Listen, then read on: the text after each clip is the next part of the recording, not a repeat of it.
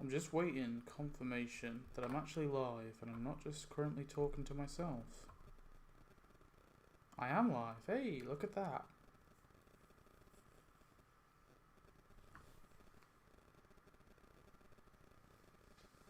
Well, in that case, we'll get started. Oh, hello, we got some people in the comments. So, hello Vader and E to you, Spring King. This might not be the video for you guys, I'm not sure. I know probably not Spring King, but maybe there will be some people. Profound ending. Hello to you too. So today, I do a lot of Simpsons tier lists. I say a lot. I've done a few in the past. And today, you know what? I figured I'm bored. Why not do a Walking Dead tier list? Barbara better be S tier. Barbara better be S tier. Is Barbara even on here? I don't even know if Barbara's on here. I very much doubt it. Maybe. But today we're going to be ranking Walking Dead characters. Now, I have prepared. I'm not just going to be doing it willy-nilly. I've got a little system going. So basically, this system is, we're going to be ranking the character on coolness. So this will just be like how cool the character is to watch.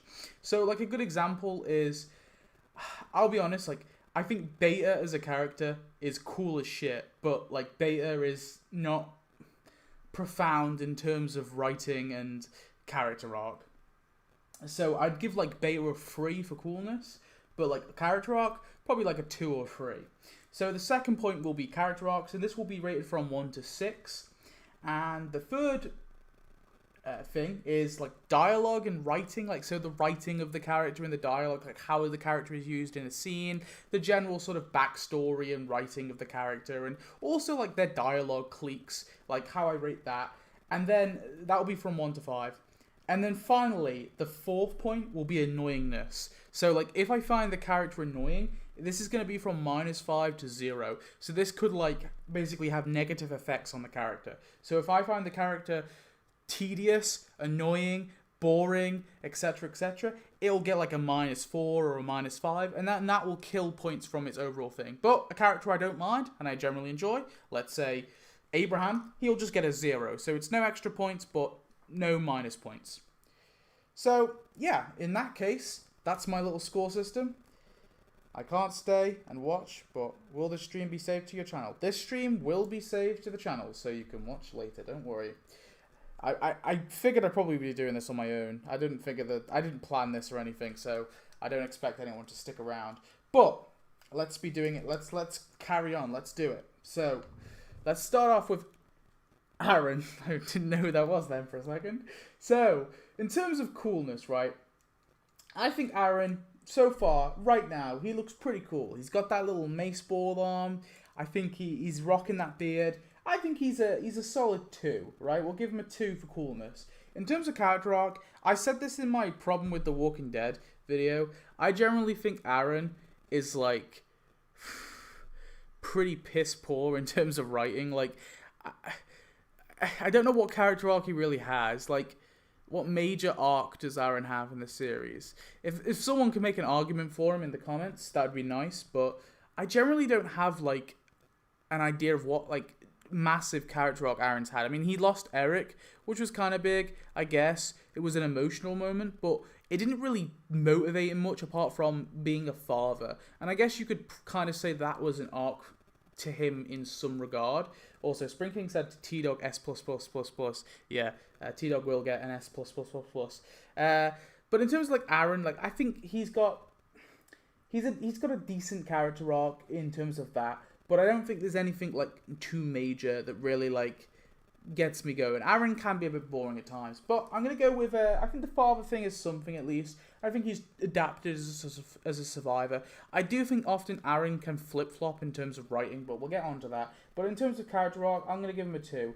In terms of writing, generally, I'm gonna give him a 1 because I don't know, like there's nothing that unique about Aaron that makes me go like, wow, you know, he can kind of be a bit inconsistent at times as well. Like a big thing was in the Whisper War. Like one minute he's like saying like, you know, he's quite calm, and then the next minute he's like angry and mad and crossing the border and killing walkers and stuff. I don't know, like he can flip flop a lot. So I'm going with 1 there. And then annoyingness, Aaron does not annoy me at all. I think Aaron I'm fine with. So I'm just going to go with 0 there, which gives Aaron 5 points overall. So 5 points for Aaron. And that means I'm going to put Aaron, we'll have to change this later, but we'll probably have to adapt.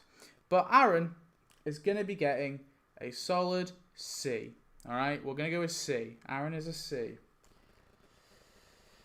Okay, so next up is Abraham. So coolness, I think Abraham is cool as hell, so he's going to get the full 3. In terms of arcs, I think Abraham has had an arc in some respect. You know, he had the whole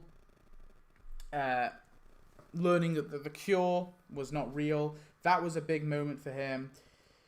I'm trying to think what a good thing to say about. Yeah, him finding out about the cure was a big thing. Losing his family, moving on to Sasha from Rosita was a big thing.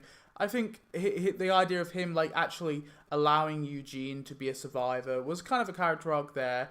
But I don't think there's anything too big there. I'm going to go with a solid 3. I think that's fair for Abraham. In terms of writing and dialogue, honestly, full 5 points. I think Abraham is a joy to watch.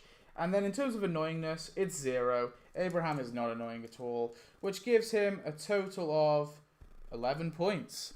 So Abraham, I'm going to put as a solid... we're going to go with A. I think A is good. I probably should like work. I should have worked out like a good point range. Like these are the characters like point ranges. Maybe that would have been a better idea to do this. Oh well. We'll go with this system so far, and we'll see how it works out. Just someone make note of the order of the characters for me, please. All right. This character is called Aiden, and this is Aiden Monroe. Aiden Monroe. Oh, this is a test as well for remembering. I think all the characters in alphabetical order. I think they are, apart from Lucille. Virgil, Yumiko, Tyrese, Thomas, Tobin, Philip Blake, I guess, or the governor. Tara. Yeah, if you call him... Wait. No. Governor. I guess T. Oh, yeah, the governor. Tara... Tammy. Yeah, they're all in alphabetical order apart from Lucille, I think. That might be a good idea. Sure. That might work. Alright, about halfway we'll like sort them out. It might be a bit of a mess. We got some comments. I will watch your new event idea videos after the stream. Well, thank you if you're watching the stream. Are you a Walking Dead fan, Vader? If you are, okay. Spring King says C and zombie. Zombie 79,000. 394 was left out of the character list. They were, but that's a good thing.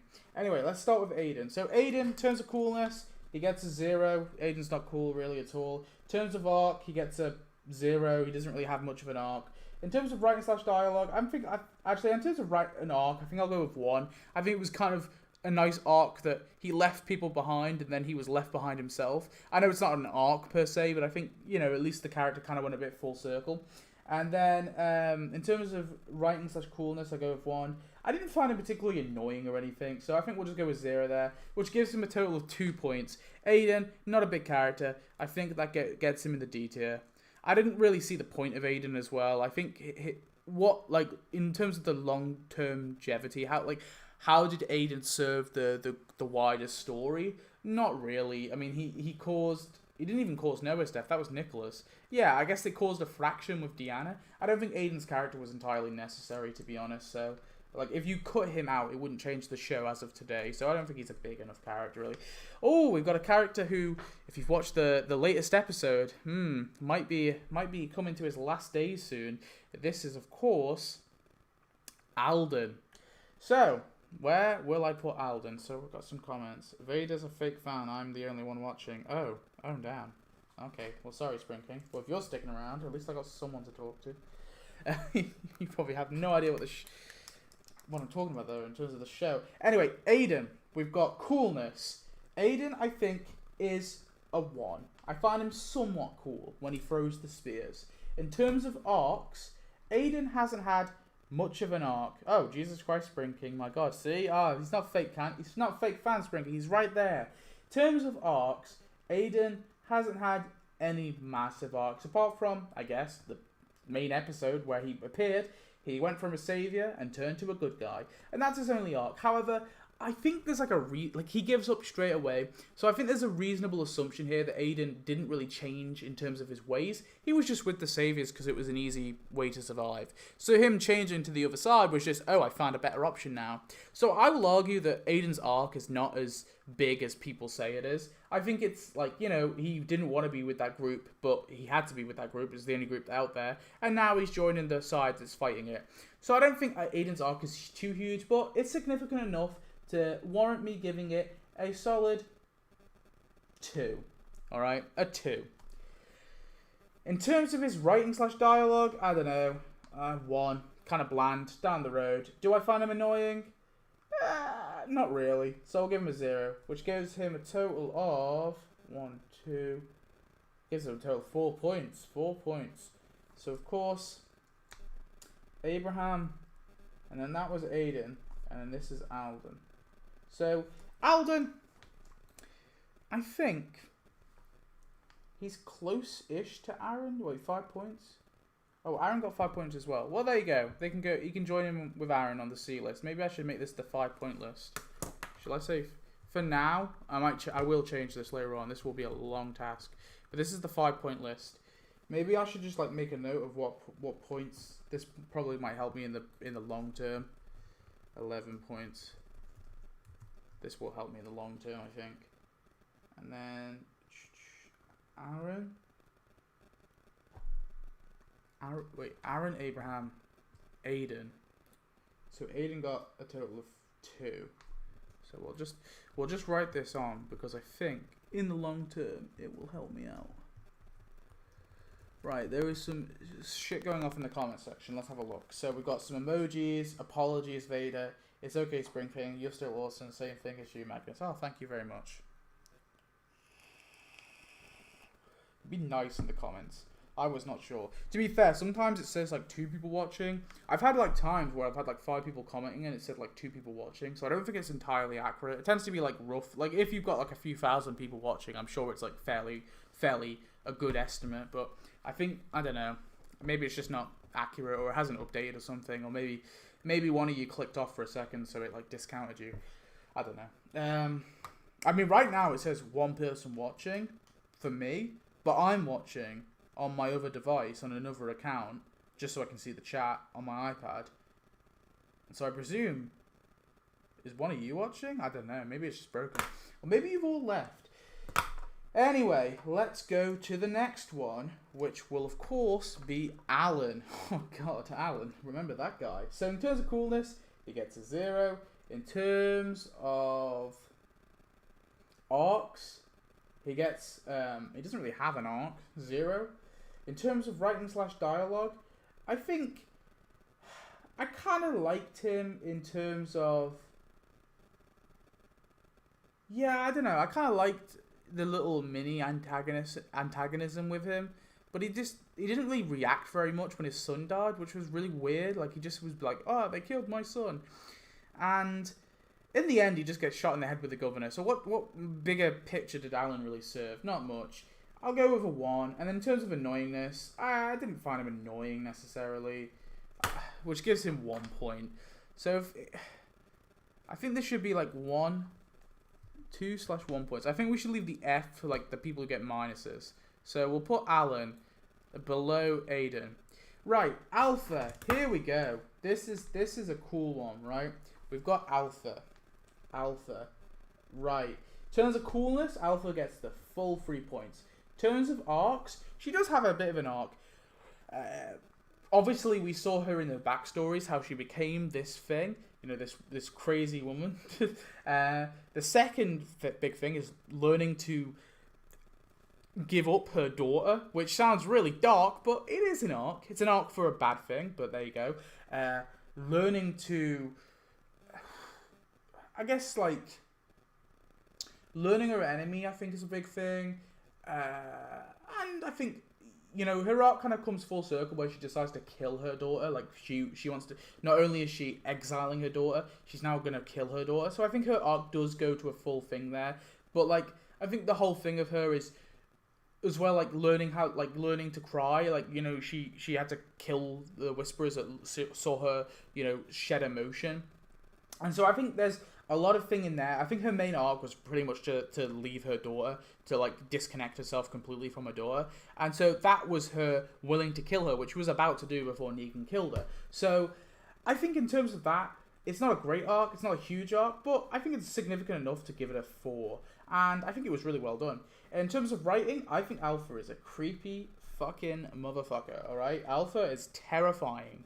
She's not as terrifying as she is in Season 10, but in Season 9, she's just generally creepy. So I'm going to give her a 5 for writing and dialogue. Annoyingness, I didn't find her annoying. So that gives her a total of 4 plus 3... 12. 12 points. I think that puts her with Abraham, personally. We'll have to see. We'll do 11/12 points for that. Just so. I just want to keep a note of it. Right, Amy. We can get this one over and done with fairly quickly. Right, coolness. Amy, not very cool. I'll give her a 1. In terms of arcs, not really any arc. I'll give her a 0. In terms of, she is just there to die. In terms of writing/dialogue for Amy, nothing that I can remember of significance. There was that thing about the fishing boat, so I'll give that 1. And in terms of annoyingness, didn't find her annoying, really. That gives her 2 points. That puts her with these guys. Where would I put Amy around about these guys? These are just disposable people, pretty much. I'd probably put Amy... Yeah, I'd put her above Aiden. Above Aiden, for sure. We've got some comments. I was not sure how much do you love about The Walking Dead. I like The Walking Dead a lot. I don't think it's high art. I think it's cool, dumb fun. I would never leave your chadness. My chadness? The Simpsons update is very good. I love the characters and buildings. Okay, we're sticking to Walking Dead here, Vader, alright? Right. Andrea. Okay. Coolness? Give her a 2. I think that's fair. Arcs? She has an arc about, like, you know, learning to get over the death of her sister is a big thing. I think with the governor and trying to pick a side is a big thing. Ultimately, though, her arc doesn't really go anywhere because she just ends up dying. And her death is just complete for shock value, and I don't think it really completes her arc at all. So I was a little disappointed in that regard. Gonna give her arc a 3, because at least she has the whole sister stuff. Writing and dialogue, I think Andrea can be entertaining at times, but she can sometimes be annoying. I give her a 2 in terms of that. And in terms of annoyingness, I'm going to give her a -1, because there are some scenes I can't stand of Andrea. So that totally gives her 4, 5, 6. 6 points. Not a high thing. I think we'll just go with B- for now. And again, we'll probably change this over time, but just so we know that's 6 points. Right. Andrew. Okay. Little hint for you guys. This is the next Walking Dead character profile. It's going to be Andrea. Is Daryl on the list? Daryl will be on the list somewhere, I imagine. Andrew. So in terms of coolness, Andrew's not that cool. I'll give him a 1. In terms of arc, doesn't really have much of an arc. He is just a threat. I guess he avenges Terminus, but that's not really much. Writing/dialogue. He's a means to an end, I guess. I mean, I don't know. We'll give him a 1. And in terms of annoyingness, I don't think I really find him very annoying. Gives him 2 points. Puts him with these guys. We'll put him. We'll put him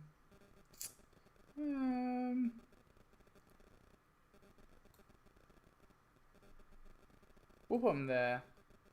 Yeah, I think at least he does something for the plot. I mean, he essentially kills T-Dog and Laurie, so I think in terms of plot, he does a lot. Who the hell is this? This is a rat. A rat. Kill somebody. Right. So coolness. A rat is pretty cool. Give her a 2. In terms of arc, give her a 2. She was like clearly changing her ways from a savior, so I think there's something there. It's just not very significant. In terms of writing/dialogue, I mean, 0. She doesn't really have any like cliques or anything, or there's not any like amazing backstory with her or anything like that. In terms of annoyingness, I think it's 0. Gives her 4 points. Should we make a thing for this? C-, or should we make... I guess it will have to be here. C-, 4 points. I guess this will have to be 3 points for the D. Right, The Simpsons... Okay, sorry about that. Is there on the list? Okay. And then message T-Dog a homie. Did you watch episode 3 on AMC Plus? I did watch episode 3 on AMC Plus, but I don't want it to be spoilers, so let's not discuss spoilers. But I did watch it. So yeah. Well, maybe didn't watch it on AMC Plus, but I did watch it. Now we have Axel. In terms of coolness, I found Axel pretty cool. We'll give him a 2. In terms of arcs, he changes his ways. Well, I guess it kind of changes his ways, but he just kind of adapts to the prison group. So I don't know if I give him a big arc. I'll give him a 2. In terms of writing, I'm generally going to give him a 1. I think Axel was a missed opportunity. So originally, like I think with Lou Temple was saying in an interview, that they actually initially said that Axel was meant to be like Thomas in the comics. So basically, Axel was meant to be like a serial killer, and I believe he was meant to kill Beth. I think that was the original plan, or Carol maybe. Like basically, like he was meant to go on like a killing spree, and he was meant to kill someone and then like nearly kill someone else. Maybe Maggie, I'm not sure. But, like, he was meant to be a serial killer, and they decided not to do that. I think that would have been so cool to have. You know, you got all these prisoners who are, like, they're all a nuisance, and then this dude turns out to be it. And then Oscar would be, like, the cool prisoner. But, yeah. Don't worry, the character profiles, the ones, I know what you're talking about. And don't worry, they will be character profiles. I know the characters who may have perished in that episode will be character profiles. So don't worry. Yeah, so Lou Temple, I think, was a real... Lou Temple. Axel was a real missed opportunity, I think, in terms of writing. So I'm just going to give him a 1. He just kind of dies for the sake of it. And his death has no real meaning, which is kind of sad. And in terms of annoyingness, I'll give him a 0. So that gives him 5 points. Doesn't feel right that he's going with these guys. But I'll put him like on the low end of this. Who else we got? Is that Benjamin? Is that Benjamin? Must be. Alphabetical order. Benjamin. Yeah, the reason why Simon looks like Trevor from GTA is because... I don't know if you know this, but Stephen Ogg, who plays Trevor in GTA, played Simon in The Walking Dead. It's the same actor. Benjamin. So, coolness, Benjamin gets a 1. He's kind of cool. Arcs, Benjamin gets a 2. Like, he has the whole thing, you know, learning the stick moves with Morgan, you know, becoming a father to Henry. Kind of, yeah, I think there's something there. And kind of standing up for himself a little bit as well. Writing/dialogue, I think he was kind of sweet. I quite liked him. I'll give him a 2. Annoyingness, I'll give him a 0. I didn't find him annoying, really. Gives him 5 points. Puts him on the same stage as these guys. I don't know if that's right. Is that right? Maybe I should like split up the... This feels like too low though. Maybe I should make this 11 and 12. Right, just remember that we'll change in this. Because I feel like 11 and 12 is quite high. Right. We're moving on to Beta. Alright, so... Beta gets a 3 for coolness, a 2 for arc, because he doesn't have a big arc, really. I guess it's becoming the alpha, you kind of write for, maybe say. Writing/dialogue, I'll be honest, some of his dialogue's a bit like, he's a bit crazy for crazy's sake. So I'm gonna go with 3 for that, or 4. Now we'll go with 3. In terms of annoyingness, don't find him annoying. So we get 6, 7, 8. 8 points. Which I guess we'll just put from...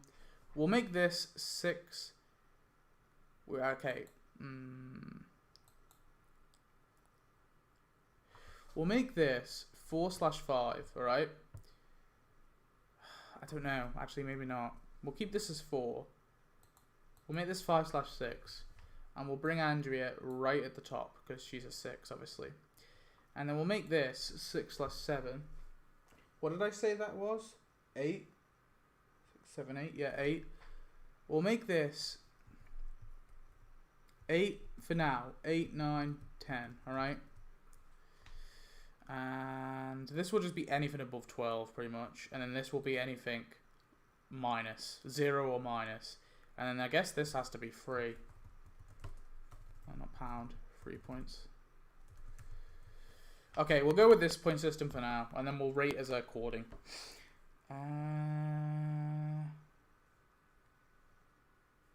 Magnus got hand sanitizers here. Wow, I love hand sanitizer. Best subscriber, better than Spring King.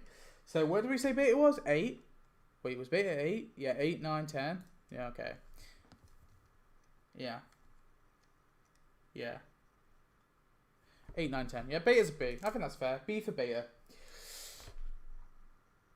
Beth. Oh god. Okay, here we go. Beth, I don't think it's very cool. No offense to Emily Kinney, but she's going to 0. Arcs. Beth does have an arc. Okay. Becoming a survivor, learning not to kill herself. I mean, I hate to say that, but like learning not to cry, I guess, kind of. Standing up for herself and outwitting Dawn, and also like not allowing Dawn to get what she wants. I think there are some arcs for Beth. They're not that profound. Gonna give her a 3. In terms of writing / dialogue, Beth has some annoying ass dialogue and some annoying ass writing. Gonna give Beth a solid 1. Annoyingness, I find Beth not as insufferable as some characters, but I'm generally going to give her a -3. I actually found Beth so annoying, which gives her 1 point.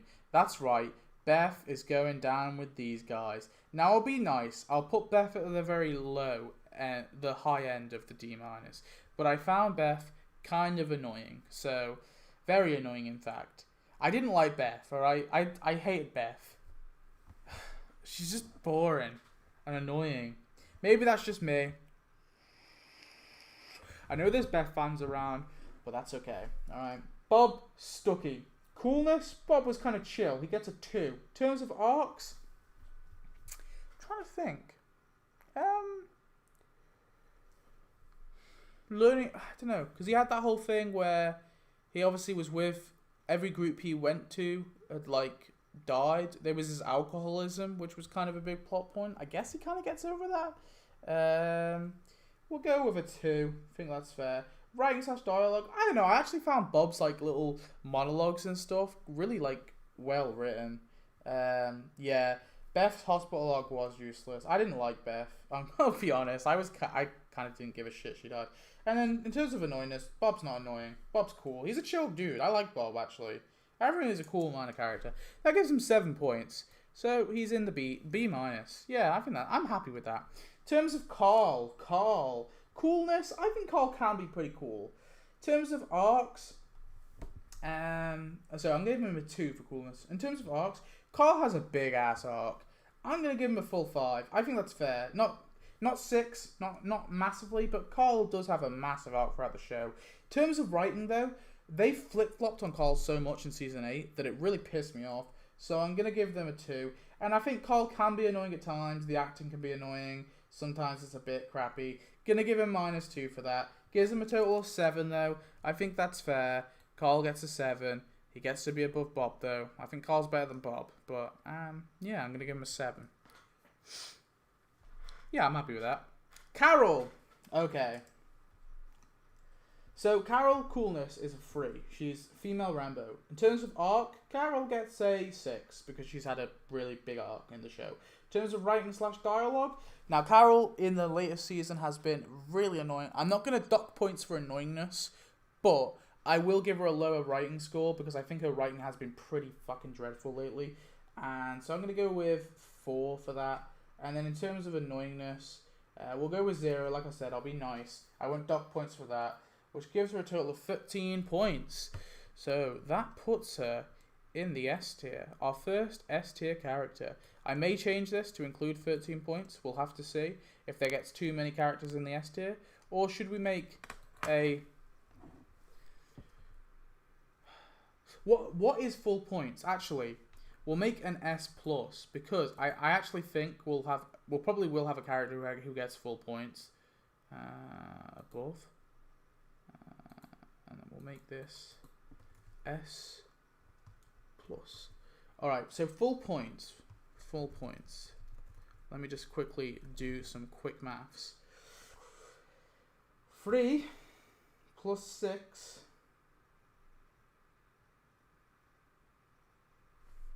14 is full points. 14? real quick. Low-key. Let me just double check that one. 11.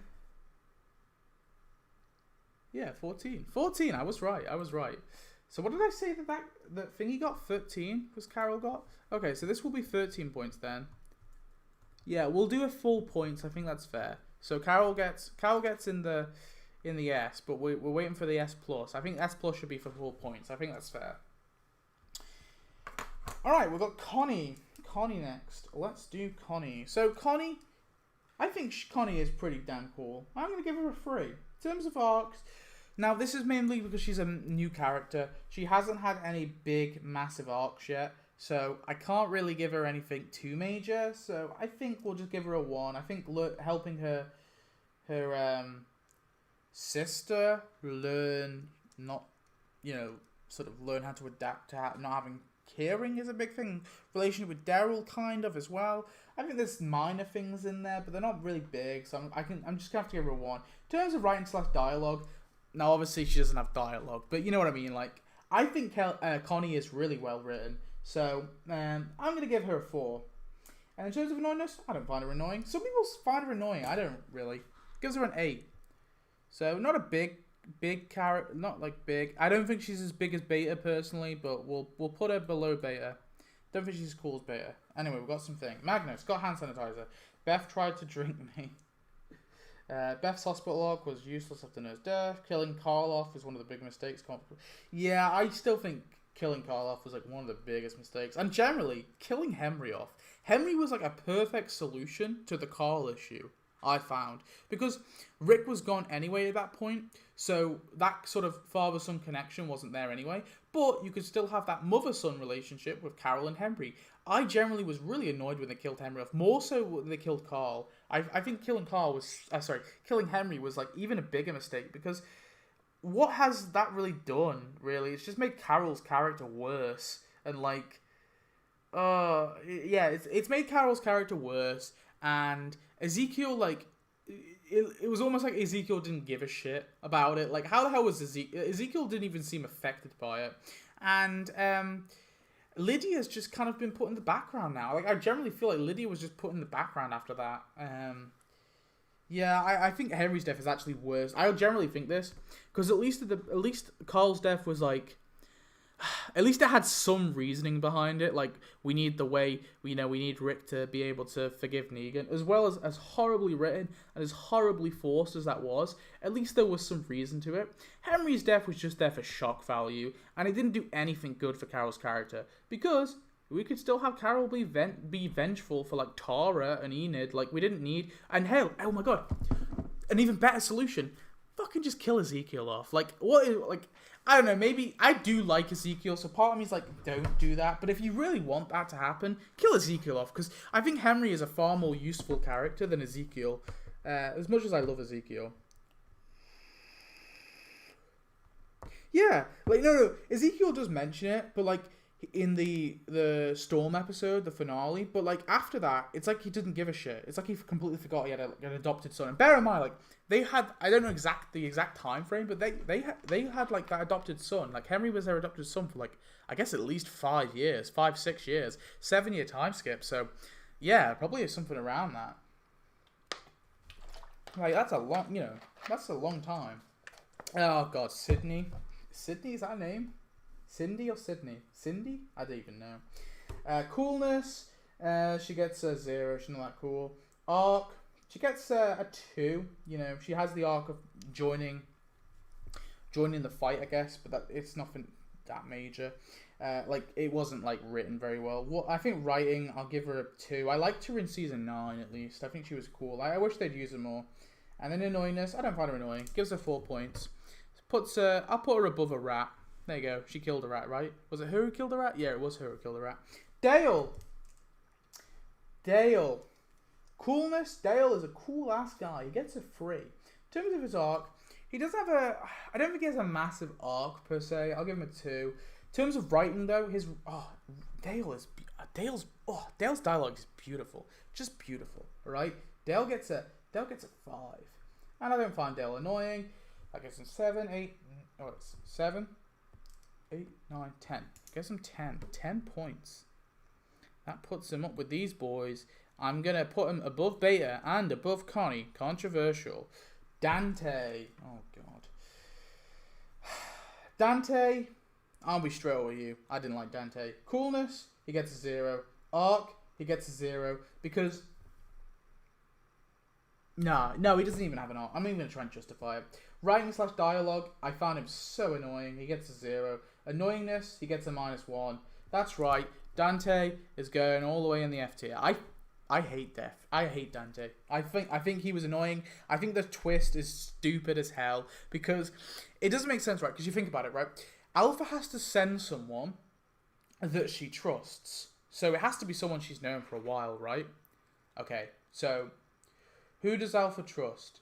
Well, the issue is everyone that Alpha trusts, Lydia knows the face of. So she can't send someone into the community who Lydia has seen the face of, which eliminates like all of her most trusty people, which is literally 2 people, like Mary and maybe and Beta. Those are her 2 trusted people. So she sends someone she doesn't trust, which is Dante. But this makes no sense because Dante has only been in the Whisperer group for some short bit. Like, they mention it in the dialogue, like, Alpha's like, you only joined us recently, sort of thing. But why would he care? Like, if I was Dante and I was a doctor and I went into this community and this crazy bold bitch wanted me to, like, spy on them and, like, kill them, and I went to this community, I'm like, oh, fuck that bitch, I'm just gonna live here. This is a much nicer place. Like, screw that. I'm just gonna live here instead. Screw her spy shit. Like, why wouldn't you do that? Like, it makes no sense to me. Dante was a terrible twist, terribly written character. I didn't like Dante whatsoever. Henry's death is really questionable. By the way, my birthday's coming up next month. Oh, happy birthday. Where's Myra? Which Myra? Who's Myra? What, the time, like the character, like the background character? LMR, I just realised Ezekiel's death doesn't mention. Yeah, Dante was originally going to have his comic arc, but Maggie's actually did another project, so yeah, I also didn't like his arc. Yeah, I don't know. Dante, I don't know. I didn't even like Dante in the comics that much. I think he was just kind of shoehorned in. You know, I don't think the comics are, like, amazing or anything. Daryl! Oh my god, it's Daryl! Coolness. I think Daryl's pretty cool. We'll give him a 3. Arcs. Okay, so we'll go through his arcs. Season 1, he's a kind of not background character. He's a recurring character, but he doesn't have much of an arc. The only thing you can maybe scrape together is he learns to forgive the group and adapt to the group after they tied his brother, or handcuffed his brother to the roof. That's the only thing you could kind of go for. Season 2. My birthday is it's on the 18th this month. This month, 18th. Season 2. He has the arc of, I guess, he becomes a bit of a loner, but, you know, I think the friendship blossoming with Carol happens there, looking for Sophia, and then season 3, helping to get the food for Judith, and then we have the big thing, his brother. He goes with his brother, he goes back to the community, his brother dies, he has to live with that. I think Daryl has a big arc there. Season 4, he has the stuff, you know, actually adapting to become a part of the community, where we see that him and Patrick, and then leave, you know, the end of the prison with Beth, losing Beth, going with the Claimers, then we have Terminus, and then I think Daryl's arc kind of goes a bit down here, because I don't think he has much of an arc past that, really. It's just kind of like he wallows a lot, and that's my biggest issue. I think Daryl does have some good arcs in there, but I don't think his arcs are consistent throughout the entire series, so I'm just going to give him a 4.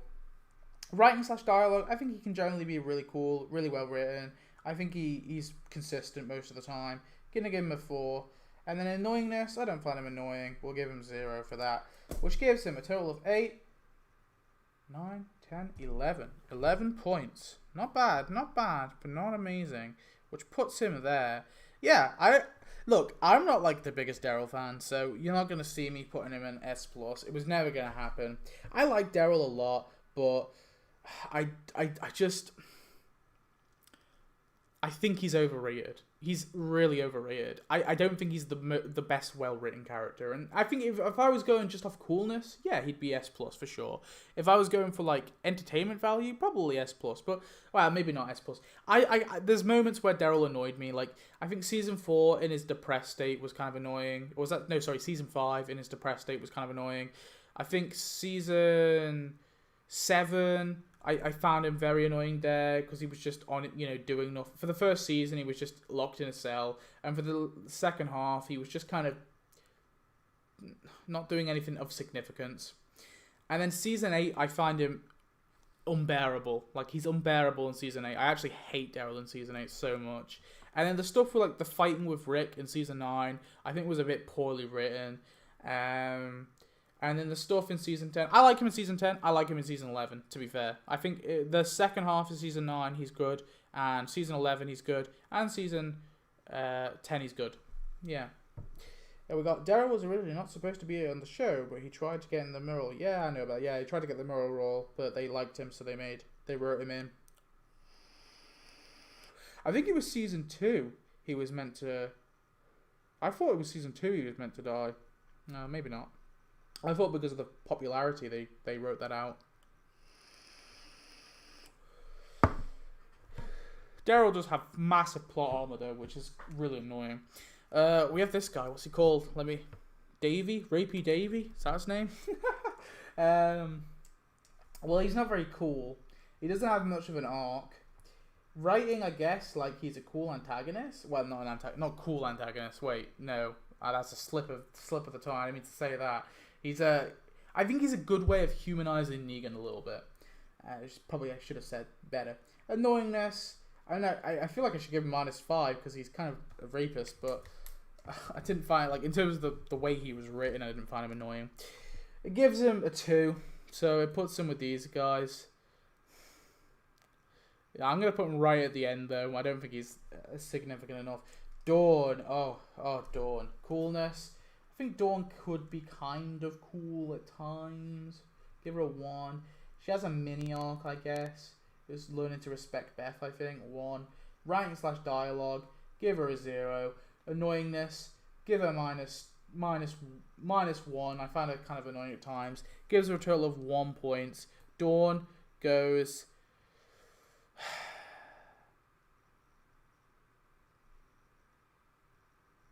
There. I think that's fair. Yeah, I'm happy with that. Deanna.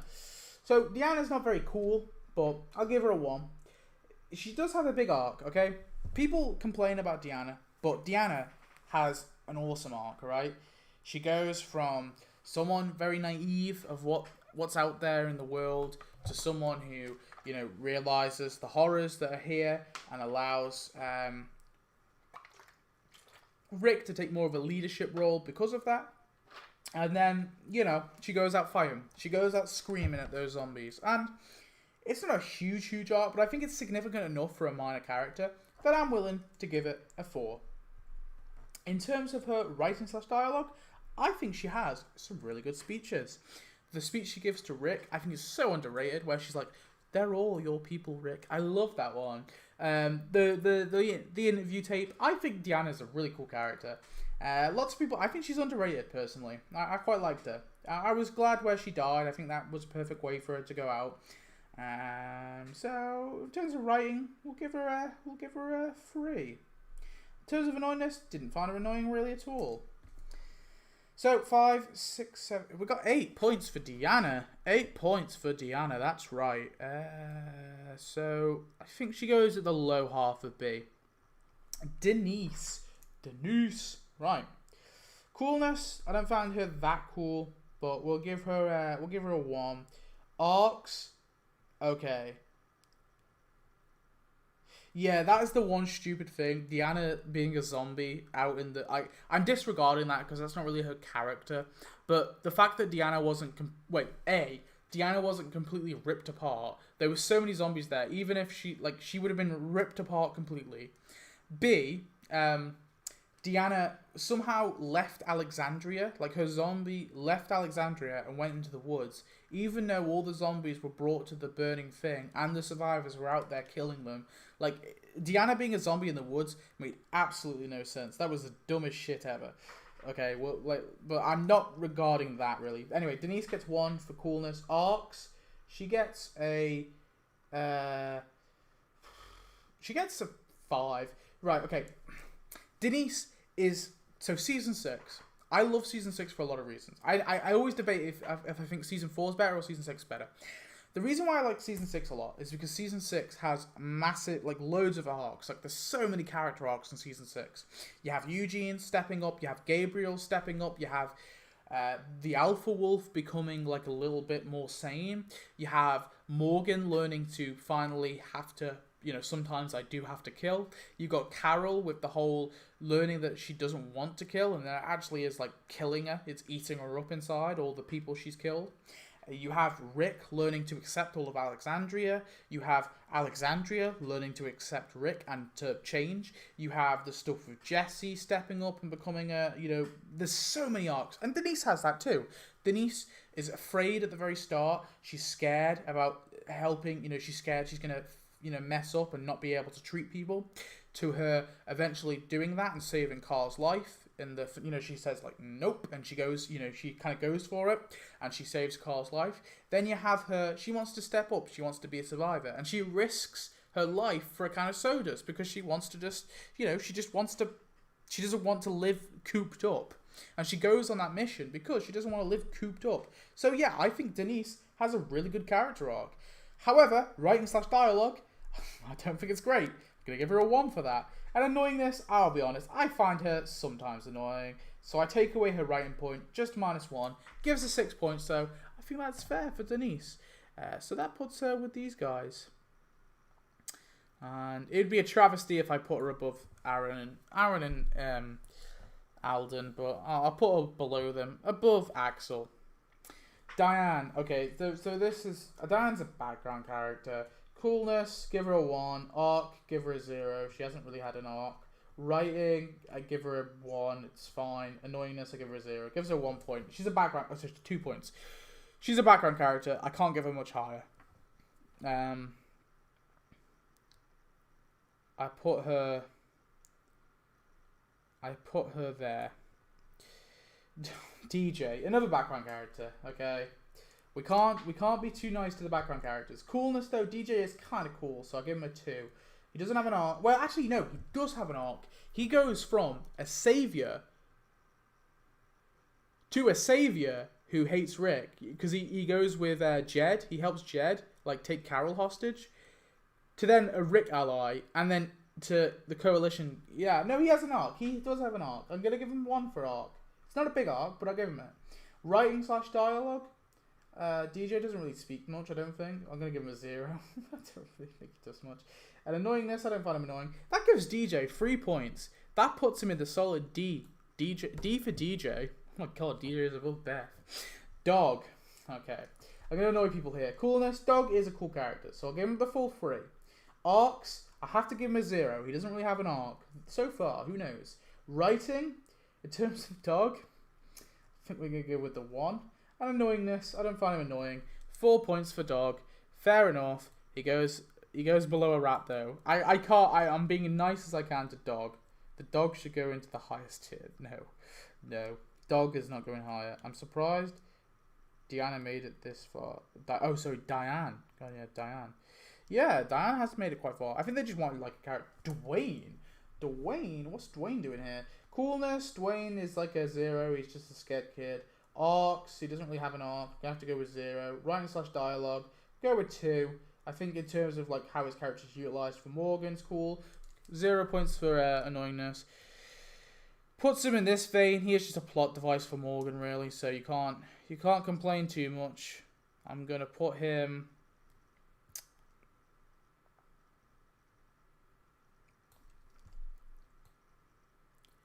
I'm gonna put him there. No, I'll put him above the rapist. We got Dwight. Okay, I got a big book here. Oh wow, you did make it Red Lemon Cola. Right, Dwight. Coolness. Dwight is pretty cool. We're going to give him a 3. Arc. Dwight has a big arc. Quite a profound arc. Going to go with 5. Obviously, turning from the saviors, learning to help the other group, help Rick and Co. and etc. etc. Writing / dialogue, I think Dwight is fairly well written. We'll go with 4, not full points. Annoyingness, go with 0. That gives him a total of 12 points. So that puts him, I'm going to put him below Daryl, but it puts him with Daryl, the 2 crossbow boys. Is this Earl? I think this is Earl. I'm going to presume that's Earl. Alright. So I'm writing this on a book, so I need to get a new page. Right, coolness. Earl takes himself out with like a little peg on a table. That's pretty cool. Good too. Arcs. I'll give him 1. He doesn't really have too much of an arc, really, apart from, I guess, learning to care for Adam, maybe. The learning... I don't know, he doesn't even learn to accept Mary, so I don't even know if I can count that. Yeah, we'll go with 1. Writing / dialogue. I think Earl's fairly well written. We'll go with 2. And I don't find him annoying, so that gives him a total of 5 points. Which puts him, I'm going to say, the low end of this. Yeah, the very low end. Eastman. Oh, how I love Eastman. Coolness. Eastman is damn cool. Arc. Right. Eastman is a sort of plot device, really, for Morgan. It's to show us how Morgan changes the character. But Eastman does have an arc in his backstory. But he's a 1-episode character. So I think we have to adjust a little bit for that. Which means I'm going to give Eastman 5 points for his arc. Mainly because I think it was a really good arc. So, if you don't remember, he was obviously like a prison psychiatrist or whatever. And there was a guy called Crichton Dallas Wilton, whatever. There was a dude anyway. And the guy was a serial killer.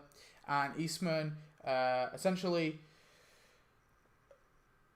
The guy broke out of prison or something, or he got out of prison or parole or something, and then he murdered Eastman's family. And so Eastman got him, like somehow found him, locked him in a cell, and made him starve to death. And then after that, Eastman adopted his life philosophy and taught Morgan. And then in the end, he died, but he passed on his message to Morgan. And I think there's a big arc there. It's all in backstory, and that's the issue. But I still think I'm going to count it.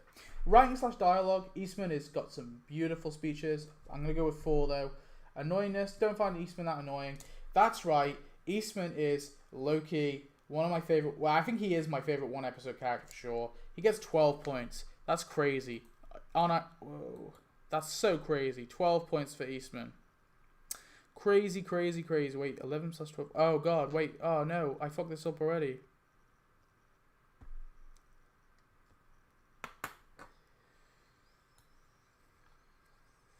I forgot to change this. You guys didn't remind me. Alright, I need to fix this. So one of these will have to be 11. So Eastman just got 12, right? So he'd be up here. Okay, I'm just gonna have to go off my I'm gonna have to go off my instinct here, because and we'll make this 10/11. Well, I'm just gonna have to go off my instinct here because I don't remember exactly what happened. So here we go, right? Are you ready? I'm not gonna go back and do the points again, so screw that. Dale goes up and Bear goes up, and Daryl will go up here. I think I'll put him there. Dwight will stay on there. There you go. We'll stick with that. Okay, that was a bruh moment, so we'll just go with that, and we'll pretend that it all went all right. But yeah, Eastman's quite good. Right, we've got Ed. Not very cool. He's a wife beater. Doesn't really have much of an arc. No arc at all, really, apart from getting beaten up. Written, I think he's written quite well, so I'll give him a 2 for that. I didn't find him annoying in terms of how he was written, so that's 2 points for Ed. Gonna put him right next to the rapist. Eduardo. Okay, another background character. He's kind of cool. I'll give him a 2. No arc. Not any amazing or stellar writing. I'll just give him a 0. Annoyingness, 0. He gets 2 points. That puts him with the other background characters. I'll put him below Diane. I say all the background characters as Beth is just sitting there at the top of the tier.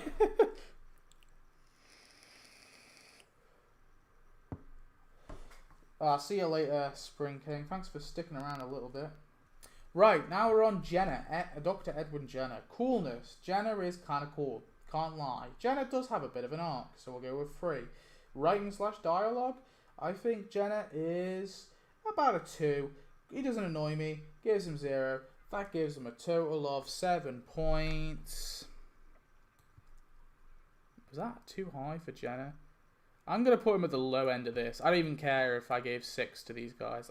I don't think Jenna deserves to be too high. So, yeah, I think he's a good 2 episode character, though. I do think that. Enid. Yeah, I've watched 1102 and 1103. No spoilers for 1103. 1102 is fair game, I think, but 1103, no. Let's no spoilers for 1103. Enid. Alright. Coolness. She's kind of edgy, I guess. We'll give her a 1. Arcs. Enid was such a weird one, because she was kind of like, almost like, not mythic, what's the word? Like mysterious, I guess. But then it doesn't really amount to much. And I think she kind of changes a bit. But then it's after the time skip where she changes, so makes sense, I guess. She's aged a bit. I don't know if she has much of an arc, per se, though, really. I guess learning to talk to people and adapt, maybe? I don't know. We'll go with 2. Writing, I think Enid's quite well written. I like Enid. We'll go with 0. That gives her 5 points, which I think is fair for Enid. So we'll put her... I'm going to put her next to Alden. I think that's fair. Eric. Coolness. Eric gets a 1. Arcs. You know, stepping up, becoming a fighter. I'll give him a 2. Writing/dialogue. I think that his final scene was very emotional. Really liked that. So just for that, I'll give him a 2. And then I'll give him 0 for that. So that gives him 5 points. Was that the same as Enid? I don't even know if that's fair, really. I don't know. I didn't find... I guess Enid wasn't that special. I'll put Eric at the lower half of the C tier. I feel like Enid's death was another questionable character. Sort of, yeah. I kind of wanted a big... My only issue is I was happy enough with it being Enid because I didn't know where else they could really take the character. Because, like you say, she did kind of take Sophia's arc. But Sophia is, like, nothing in the comics. Like, Sophia doesn't do anything. She's just there until the end. Like, the very end scene where it turns out she's married to Carl. So, I don't think, like, Enid... I don't think Sophia is, like, that big of a character anyway. So, I think you can dispose of that pretty easily. So, I was happy enough with where Enid died. I don't think it was too questionable, personally. Because at the end of the day, you've got to have a big character in there. And who else would you replace with Enid? Like, if you had to replace Enid with, like, a character from season 5, right? You've got to pick a character from season 5 or earlier. All right, tell me who you would pick replace with Gearworks. And you can't say Barbara, and you can't say Scott. It has to be someone like significant enough, you know. Like I think you could maybe do like Gabriel, but like yeah, then you're losing Gabriel. So I think Enid was a fair enough pick.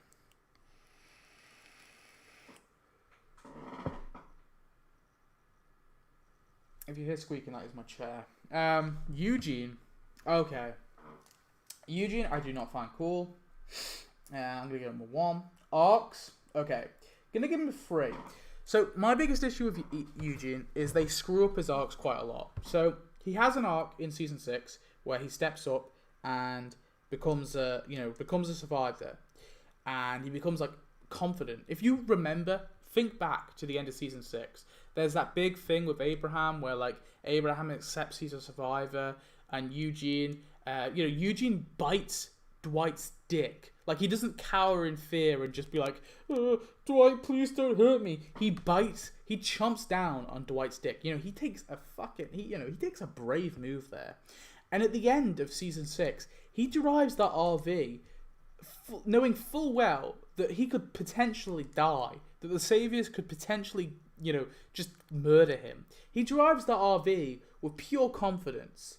And then they completely dismantle it in season 7, where he betrays the group, and in season 8 he continues to betray the group. He has that little thing where he lets Gabriel go, I guess you can kind of call that, and he gives Sasha the suicide pill, which I guess you can kind of think. And then of course he has the malfunctioning bullets. But they screwed up Gabriel's arc so much for me throughout all of season 7 and the first half of season 8 that at that point I didn't really care. And it took me a long time to kind of like Eugene again. I only started liking Eugene again in season 10. So that's why I'm only going to give him a 3. And in terms of writing, right, Eugene's speech dialogue where he speaks like so whimsically, no one fucking speaks like that. That's such bullshit. I have never in my life seen someone who speaks like that, and if I saw someone who spoke like that, I would generally smack them across the face, okay, and tell them to speak normal.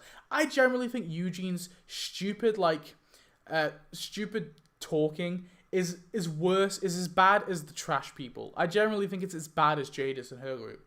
Like, what the fuck was the point of that as well? Why did Jadis and her group speak like that? It made no sense. Eugene makes no sense. I generally think he's well written in some regards. I think he can be funny sometimes, but the way he talks and if they just sprinkled it in here and there and he had something where he said something quite whimsically, I wouldn't be so bothered. But it's every other sentence he talks like he's playing fucking Sudoku or something. I don't know, not Sudoku. He feels like he's playing he's like a teenager trying to make the most the most sophisticated essay ever. It's poor, but I do think he has funny moments, so I'll give him a 2 in terms of writing. And then annoying, I do find him sometimes annoying. I'm gonna give him a -2 for that, so that takes away his writing point, which gives him a total of 4. Yes, I'm being very mean to Eugene, but here we go. I'm gonna give him top 4. I do find Eugene a bit annoying at times. I don't know if that's too low. Nah, I'm gonna strike that. I'm not gonna give him the -2. I think I punished him enough in terms of writing. So we'll add his 2 points back, so that gives him 7. Yeah, I think I punished him too much for... Yeah, I don't think that was fair. We'll put Eugene here. Yeah, I'll put him above Bob. Yeah, that's fair. Ezekiel. Alrighty. Are you ready for Ezekiel? Coolness. Ezekiel is cool as hell. Arcs. Ezekiel does have an arc. So the best episode in season 8, honestly, is the episode Some Guy. Alright? I have got a Discord server. It's just tapped out, by the way. There is a Discord server. It's in the description, but it's a tapped out Discord server. I might make a Walking Dead one, but I don't know if I don't think I got enough fans really to make it work. So, yeah. Right. In terms of Ezekiel's character arc, it goes as follows. So there's an episode in season 8 called Some Guy. It's the best episode in season 8. Okay, it just is. All right, because it's all about Ezekiel and he loses all of his. So at the end of the episode previously, most of his people get gunned down with that big Browning machine gun, and he loses all of his ranks, and it's very sad. And he also loses Shiva in that episode, and it's about this character, this persona that he's been putting on. It just begins to crack, and he begins to lose all hope. And I think it's a great episode. Yeah. So in terms of his character arc, I think it's pretty damn good. It's pretty up there. Gonna go with 4. In terms of his writing / dialogue, I think Ezekiel can be really funny, really cheerful. I love him, so that's a 3. And he's not annoying at all. 6. That gives him full. Well, not full, but it gives him 10 points. 10 points for Ezekiel. So, I should probably get rid of this so I don't get confused. Ezekiel is above Beta. He's above Dale. He's above Dwight. I don't even care. I know that some characters will get 11, but, I'm being the margin of error. I'm just going to swap them around a bit. But yeah, I'm going to give Ezekiel top A. Top A. Gabriel. All right. Coolness. Gabriel is cool as hell. He gets a 3. In terms of his arc, He's had a great arc. An amazing arc. It gets a 6. That's right, full points for the arc. He went from a cowardly, scared priest to like shooting a cowardly teenager in the face in the latest episode. Spoilers ahead. Writing episode, Teenage Walker. Writing / dialogue. Gabriel's writing in season 5 and season 6 is a bit iffy, so I can't give him full points. I'm gonna give him 4, which gives him basically near enough full points. He gets a total of 13. Wait, no, 14. No, 13. Wait, hang on, just double check. 4. 13, yeah, 13. I was right. That's right, Gabriel is high up on this list. I don't care. I do not care. That's right, Gabriel is higher than Daryl. I actually love Gabriel. I think Gabriel's had a great arc. I really enjoy him. I actually like him in Season 5. I've always said this. I sympathise a lot with Gabriel in Season 5, because try and put yourself in his shoes. It's annoying because you've been following these characters. But if you were watching from the perspective of Gabriel, Gabriel was this dude surviving in the church. He left all of his people out to die. He's traumatized by this. It was a mistake, but an honest mistake. I mean, you got to think, like, he's got all this food, there's all these people, they're all dying. You're scared of, like, all the dead people walking around. I mean, I'm not low-key. I might have left those doors locked as well. And then these people come along. They do save you, admittedly, but then they murder a bunch of people in your church, and you don't really know what's going on. You kind of get the whiff that these guys are bad dudes, but like they straight up murder these people with machetes and like the butt of their guns. It's brutal. Like they leave a massacre in the front of your church, and you're forced to essentially live with them because you've got no other choice. And you live with them, you eat dogs, you begin to lose your faith, and then you find this nice community full of nice, normal people, and you think, shit, okay, my people might mess this shit up. The people I'm with, they're probably going to mess this up because those people, they're evil. So Gabriel goes to Diana and says, I think these people are the devil. Right? It's reasonable. I generally sympathize with Gabriel. The one thing I don't like is the stuff at the end of season 5 where he just randomly like gets all depressed and like he like kills that like dying dude and then he leaves the gate open and then fights with Sasha. That stuff was kind of weird. And that's where I think I'd dock 1 point. If it wasn't for that, I generally would give Gabriel 4 points. Like I would give him S+. I think Gabriel's really well written. I think he's got a great arc. And you're all wrong to judge him in season 5 because I know most people hate him in season 5. I think he's a good minor character. He turned into a great main character. Is that Gage? Right, we're doing Gage. Spoilers now for 102. Glad he died. Coolness. He beats up Lydia. He not cool. He gets 0. Arc. I guess there's a kind of a mini arc in there. Sort of. Writing / dialogue. I'll give him a 1. I found it a bit annoying though, so I'll give him a -1. Gives him 2 points. That puts him in the background character tier. I think. Oh no, what's going on here?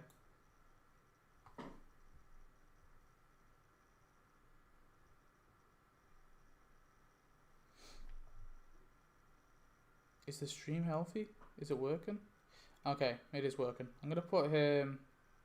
It lagged there for me. I'm going to put him there. Yeah. I think the actor did a good job in his final scene though, to be fair.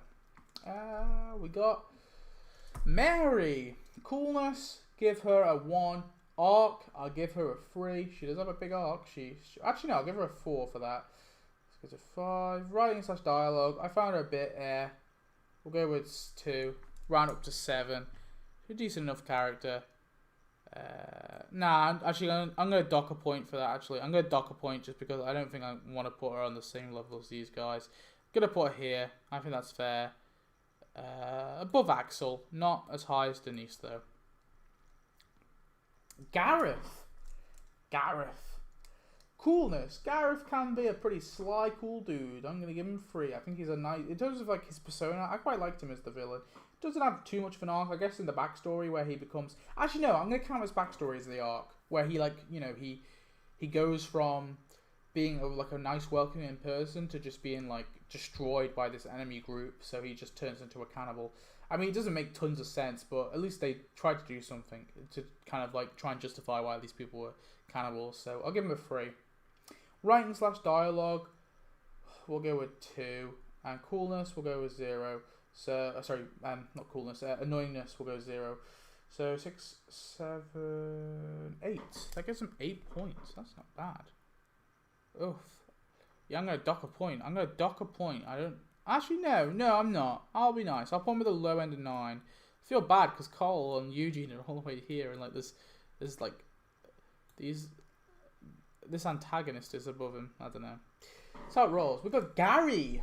Gary does look pretty cool, so I'll give him a 2. Arc, he has 0. He doesn't really have an arc.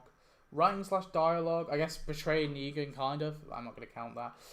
Writing / dialogue, we'll give him a 1.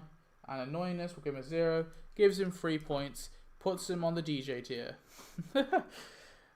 We got Gavin. I think Gavin was such wasted potential. I found him cool at least at first, so I'll give him a 2. In terms of arc, he doesn't have one. Like, they had such potential to give him an arc, but he just stays on Negan's side the whole time. So, yeah, I don't know. 1, I think, for that. Writing / dialogue, I think he could be a kind of chill dude. We'll give him 1. Gives him 4 points. That puts him on the Dog and Sydney tier. I'm going to put him low, though. I'm going to have to put Dog lower than him, though. Glenn. Alright. We'll do Glenn. Coolness. Glenn gets a 2. He's pretty damn cool. Arcs. Glenn has a big arc. Admittedly, not as big as many other characters, but, you know, he has his arc where he, starts from a naive survivor to a main big part of the group. Getting with Maggie is a big thing.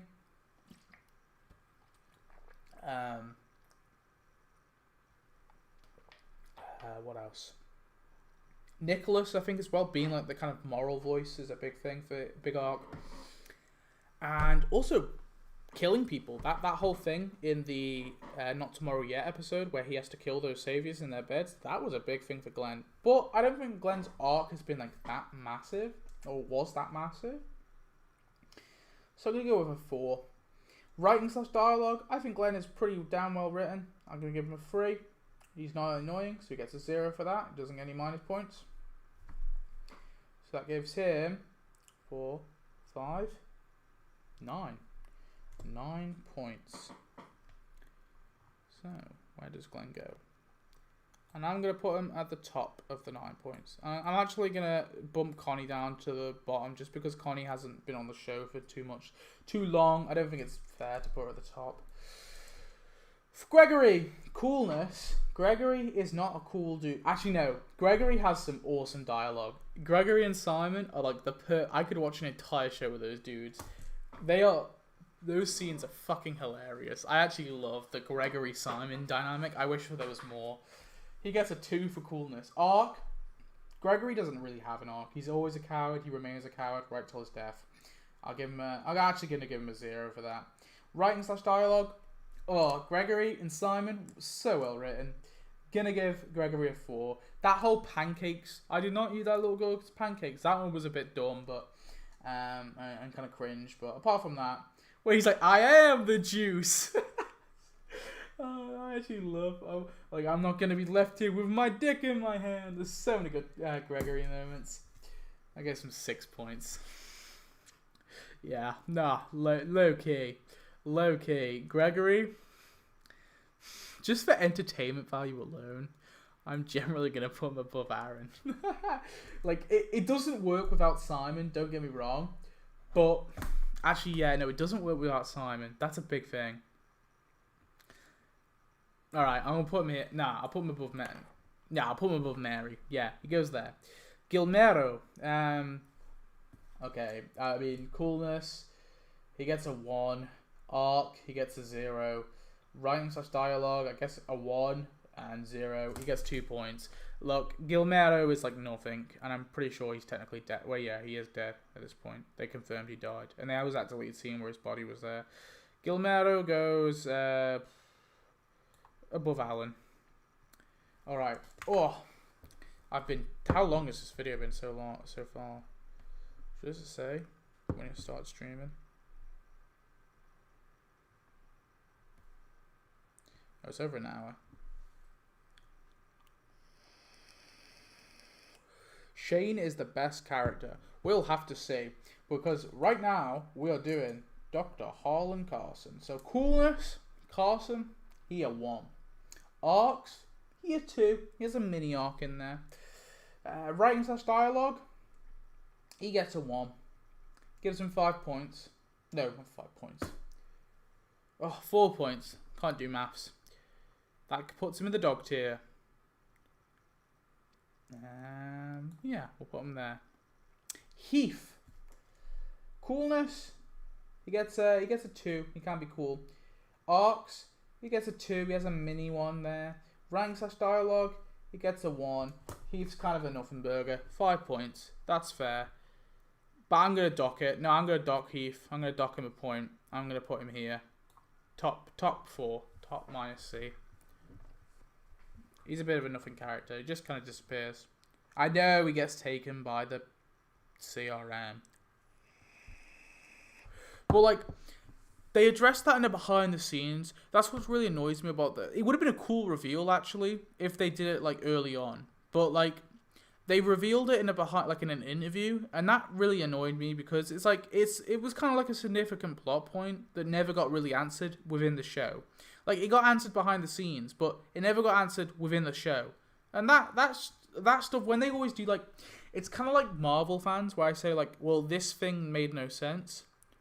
And then they'll say, well, in a behind the scenes interview, they actually explained that this means this and this. And I'm like, I don't give a shit if they confirmed it in a behind the scenes interview. I'm not watching a film to then scroll through fucking articles about, like, all the plot holes in the movie, only to have the director scramble to try and, like, fix them. That shit annoys me so much. It's like Star Wars fans, where I say, like, well, there's a plot hole here, and they say, well, actually, there was a book in between episodes 7 and 8 that was written that actually explains that, fucking Ben Swolo went to this planet, and he talked to Snoke, and then this is why. And I'm like, I don't care. I don't want to read a book, right? If that's a significant plot point in your film, put it in the fucking film. I don't want to have to. I'm not reading a book halfway through a film. So stupid. I hate that shit so much. Henry. Okay, this is a wasted character. I think Henry is cool. He gets a 2. Arcs. Henry has a kind of arc in there. A bit of an arc. We'll give him a 3 for his arc. Writing / dialogue. Henry, I think it is actually well written. Apart from his younger self, when he's played by Mason Lintz or Matt Lintz. When he's played by the younger actor, anyway, the writing's a bit iffy. But with the older actor, I think it's all stellar. Annoyingness, I'm gonna give him a -1 just for the kid actor. The kid actor could be annoying, so that gives him -1 point. Gives him 6, 7, 8. That gives him 8 points. I'm happy with 8 points for him. He is. No, I don't know if I can say he's better than Carl. Yeah, I'm going to put him just below Carl. He is new Carl, and then they ruined him. I don't like that character from Star Wars. Which character?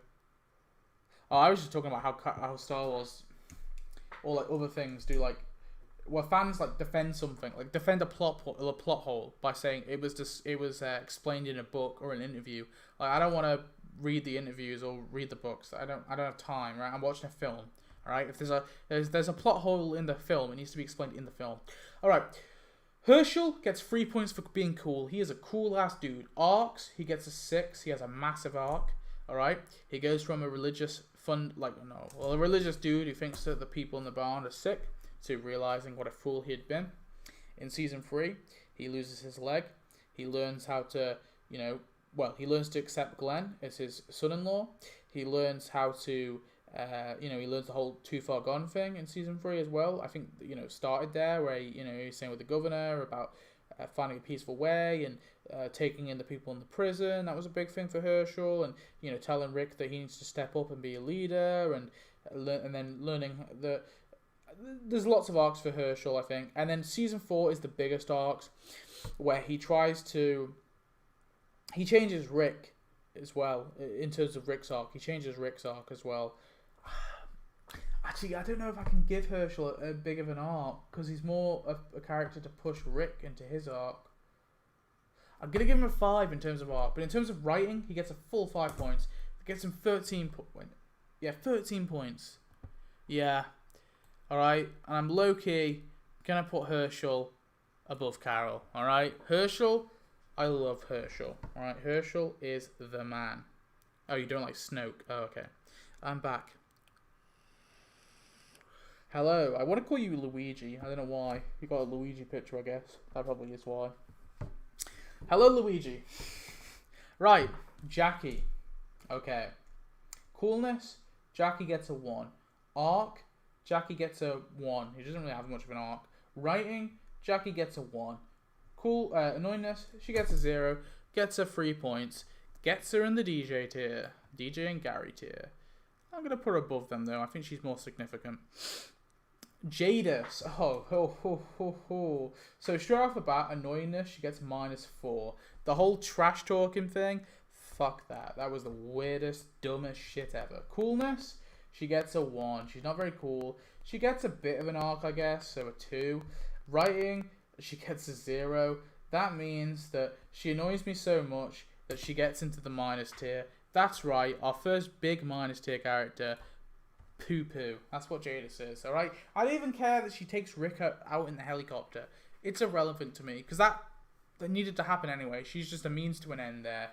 Jadis is such a stupid, pointless, annoying character, and the only significant thing she really does is airlift Rick out of the show. And I don't know, if I'm gonna give her points for that, I may as well give points to the random CRM hot helicopter pilot who was the one piloting the helicopter, and I'm not giving him like 7 points for doing that. So I'm just gonna I don't care. She's getting in the F tier. She was annoying as hell, and I had high hopes for her in season 9, and then she just disappears. I started to like her a little bit, but not enough to redeem her. I'm just gonna grab a drink. Yeah, I don't know. Like, Jadis. Kind of shit of a character. Did not like. Sorry, I'm like parched.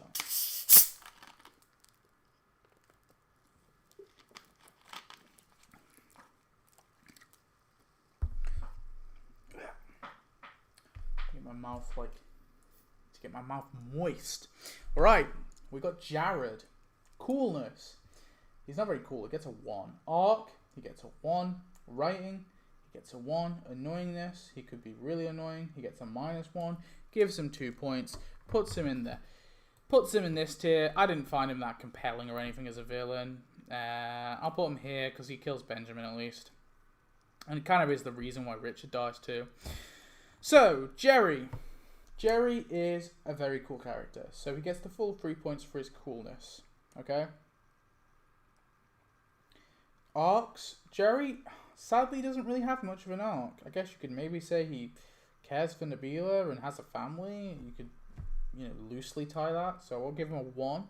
Writing, Jerry can be very entertaining, so I'll give him a 3, which gives him 7 points, which is the fairest I can be to Jerry, but I have to put him below Eugene.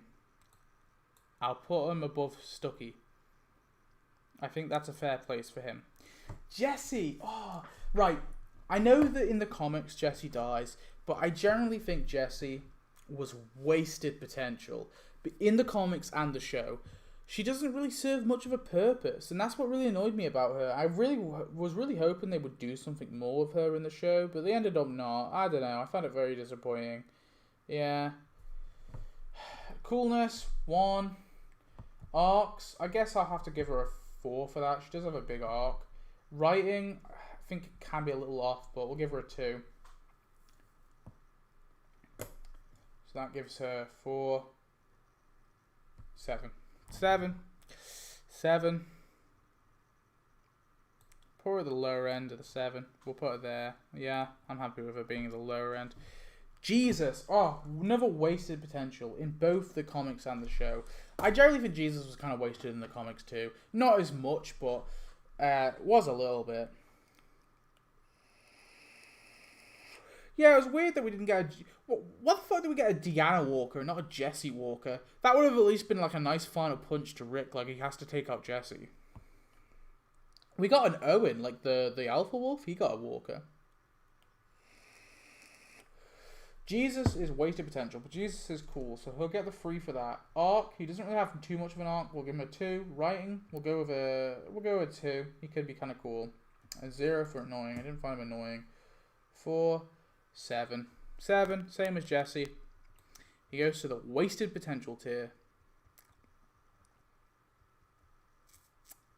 I'll put him there. He's above Jerry for me, but not by much. Jimmy. Jimmy gets a 0 for coolness. He gets arcs. He gets a 0. Writing. He gets a 1, I guess. I like the Chupacabra line. Yeah, he goes here. He goes there. I think that's fair. Jim, coolness. I did think Jim had a really kind of...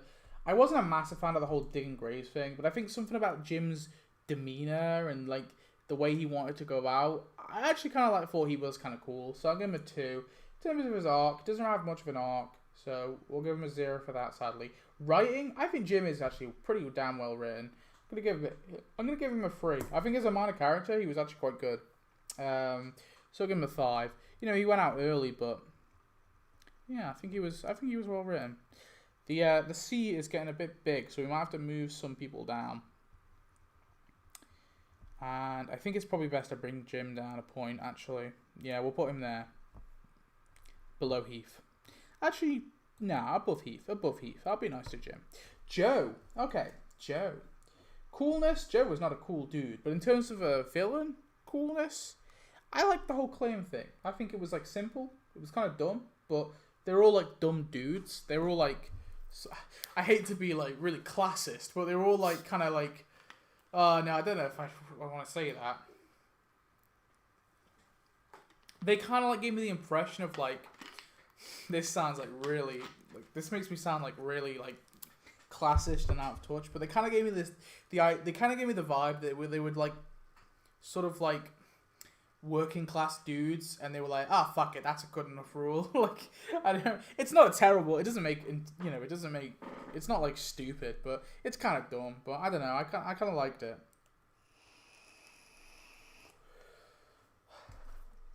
Joe gets a 2 for coolness. Arc doesn't really have much of an arc per se, so we'll have to give him a 0 for that. But writing, I'm gonna give him a 3. I think he's well written. Gives him 5 points. And I'm really clogging up this tier here. This is the issue. So we're gonna have to bump up a character. I want to bump up a character. I'm allowing a character to be bumped up. I'm gonna put Joe there. I'm gonna allow... I know Andrea's at the top, so I should be allowing Andrea, but I'm gonna say no. Aaron is gonna get bumped up to there. And Andrea stays there. That's right, I'm bumping up Aaron. Alright, Fat Joey. Okay. Fat Joey was a kind of cool character. So I'm going to give him a 1. Arc, doesn't really have much of an arc. We'll give him a 1.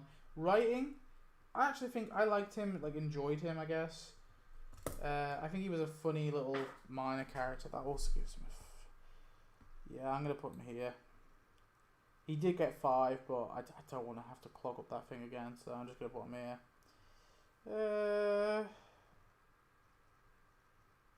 Yeah, we'll put him there. No, there. We'll put him there.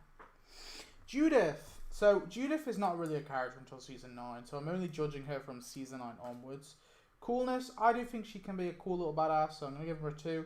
Arc, she hasn't had anything of significance yet, so I'm just going to give her a 2.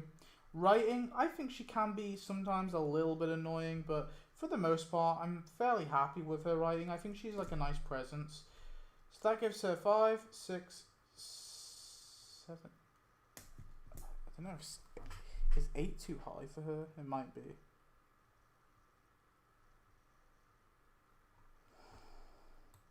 Nah. Do you know what? No. Low key. Low key. Nah, I'm actually happy putting her above Carl. Mainly because I think Carl has been on the show for so long. Like, bear in mind, I can't really evaluate Judith's character up until season 9 because she's a baby and a toddler. Like, she's a prop, okay? She's just a prop. She's not a character until season 9. And I think, whereas Carl, like, is pretty much a character from season 1. Even though he's a kid, he still does stuff. So I think Carl's had like too much room to fuck up, and sometimes Carl, like, his character in terms of the writing, in terms of the inconsistency, has had time to shine, whereas Judith hasn't had as much time. So it's very possible that at the end of season 11, I may possibly put her down. But I think for now, Judith has been fine. She's nothing exceptional, but good enough to put her above Carl so far. Yeah. I'm happy enough with that. I think that's a fair reasoning. We've got Cal. Coolness. Cal is kind of cool. We'll give him a 2. Arc, he doesn't have 1. 0. Writing, the pancake thing, 0. He's not annoying though. So that gets 2 points. We'll put him next to Eduardo. I'll put Eduardo above him though. I think Eduardo's cooler. Kelly grown on me. I like Kelly a lot. Also, the actress is younger than me. I didn't even know that. The actress is younger than me. That's crazy to me. She's born in 1999. I found out today. She's born in 1999. She's younger than me. That's so crazy. She doesn't look it. Or doesn't act it either. I thought she was maybe like early... well, I guess she is early 20s, but like I thought she was early 20s, but just older than me. It's just weird that she's younger. Anyway, Kelly, coolness. The slingshot's kind of cool. I think she is cool. Give her 2. Arc, she's getting 1. It's slowly developing. We'll give her a 3. Writing, we'll go with a 2. Yeah, that gives her 4. 7. That gives her 7 in total. Sorry, I'm terrible at maths. You'll have to bear with me. 7. I think below Stucky. Yeah, below Stucky. Laura. Okay, coolness. Laura gets the full 3. I generally think Laura is a really cool background character. Arc, I'll have to give her a 2. She has a mini one, but it's not big. Writing, we'll have to give her a 0. She doesn't have any... Actually, no, give her a 1. I think they incorporated her quite well into the Here's Negan stuff. And then she's not annoying. She's not annoying at all. So 1, 2, 3 are the points she gets. So that's 6 points. That's quite high for a background character. Oh no, but you're clogging up this one. You're clogging up this one, man. I think it's just gonna have to boil over a little bit. Sadly. I always get like pedantic about this. Yeah, I'll put it there. Above Axel. Lily. So Lily is not very cool. Arcs. Lily does have a bit of an arc, you know. She kills the governor. I think learning to survive, learning to adapt with the governor, learning to, you know, I guess, like, take the risk of leaving that apartment block. So there's something there. Nothing major, like, but there's something there. We'll give her a 3. Writing / dialogue. I think she's fine, I guess. So we'll go with 2. I don't find it too annoying, so we'll go with 0 for that. Gives her 5. Puts her in the same realm as these dudes, but I'm going to put her low. Just because they don't really do anything. I was actually kind of disappointed they just killed her off in the dialogue. I kind of wish they maybe not kept her around, but left her lingering. I don't know. I would have liked if they just left her as an unknown. I would have been happy, you know, because then we can just come up with our own assumptions of what happened to her. I think keep killing her off, like, off screen was a bit disappointing. If you're going to kill her off, at least, like, show it. Alright, we got Lizzy. It's Lizzy. Coolness. I think as a character, a murderous kid, I find kind of cool. Arc. She has a big arc. 4. Writing. I think she is pretty well written. We'll give her a 5. She's not annoying in terms of how she's written. I guess the actress can be a bit, but I'll be nice. 11 points. Crazy. Lizzy was a great mini one-season character. Okay? She goes there. She has done wonders for Carol's character, and I generally think The Grove is like one of the best episodes. So yeah, and I think it built up quite nicely to that, you know, big conclusion. Laurie. I got told that I say Laurie wrong because I say Laurie because that's how it's said. Like I've known people called Laurie and it's just said Laurie, but then I guess in the show they do say Laurie. So Laurie. Coolness, I mean, 1, she's not that cool. Arc, she does have a bit of an arc, you know. The whole thing with Shane, with Rick, the baby, etc. She can be annoying though, so I'll be nice and just say we'll just do the writing point for the annoying and we'll just give her a 2. So that gives her 3, 2, 6. 6 points. Yeah, I'm going to put her right at the bottom of 6. She can go next to... Nah, I'll put her above Jessie, at the very least. I feel like I have to put her above Aaron as well, and Jenna. Yeah, I generally have to... I feel like I have to put her there. Luke is a really chill dude. I'm going to give him a 3. In terms of his arc, doesn't really have much one there. I don't even think anything really, so I'm just going to give him a 0. I guess you can maybe say in a relationship with Jules, but that's like, eh. Writing, I think he is pretty well written, so we'll go with 4. Oh, my pen's running out. 4. 7 points for Luke. Lukey boy.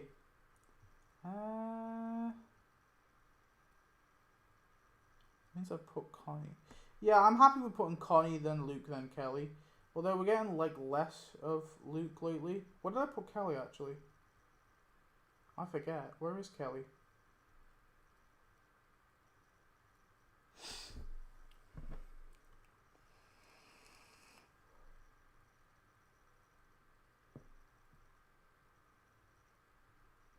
Someone help me out here.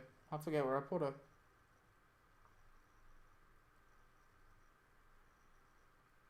I'll probably miss it. Oh, she's there.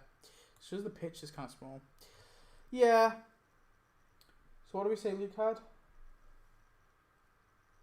7? Oh yeah, so he's the same. Yeah, I think I prefer Luke to Kelly a little bit more, so I'll just put him above her. Although they are focusing more on Kelly in this season than Luke, so that probably will change quickly. I generally think Magna's group has been like really well written. Apart from Magna. Like Magna's like the worst written out of all of them. Lydia. Now I think Lydia is pretty cool. I think she's a pretty badass character in her own right. She's got a significant arc, but just going to go with 4. I'm not going to go crazy with that arc. Writing / dialogue, I think she is pretty well written. We'll go with a 4. That gives her 8, 9, 10.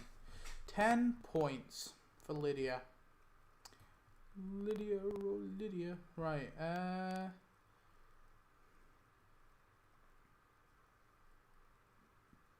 I'm going to put her after Ezekiel. Yeah. Maggie. Okay, Maggie, she gets a 2 for coolness, alright? She can be pretty cool.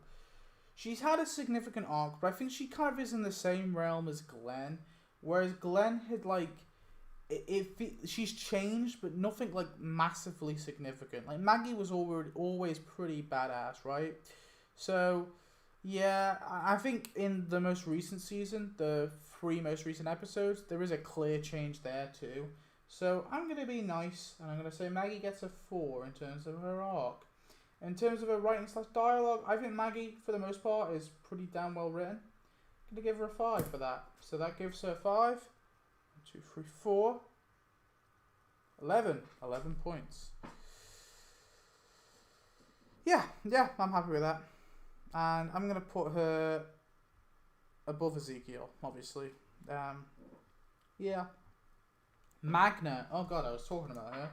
Coolness. Magna is not cool. Arcs. She hasn't really had one. I guess maybe adapting to the group, actually. I'll give her a 1.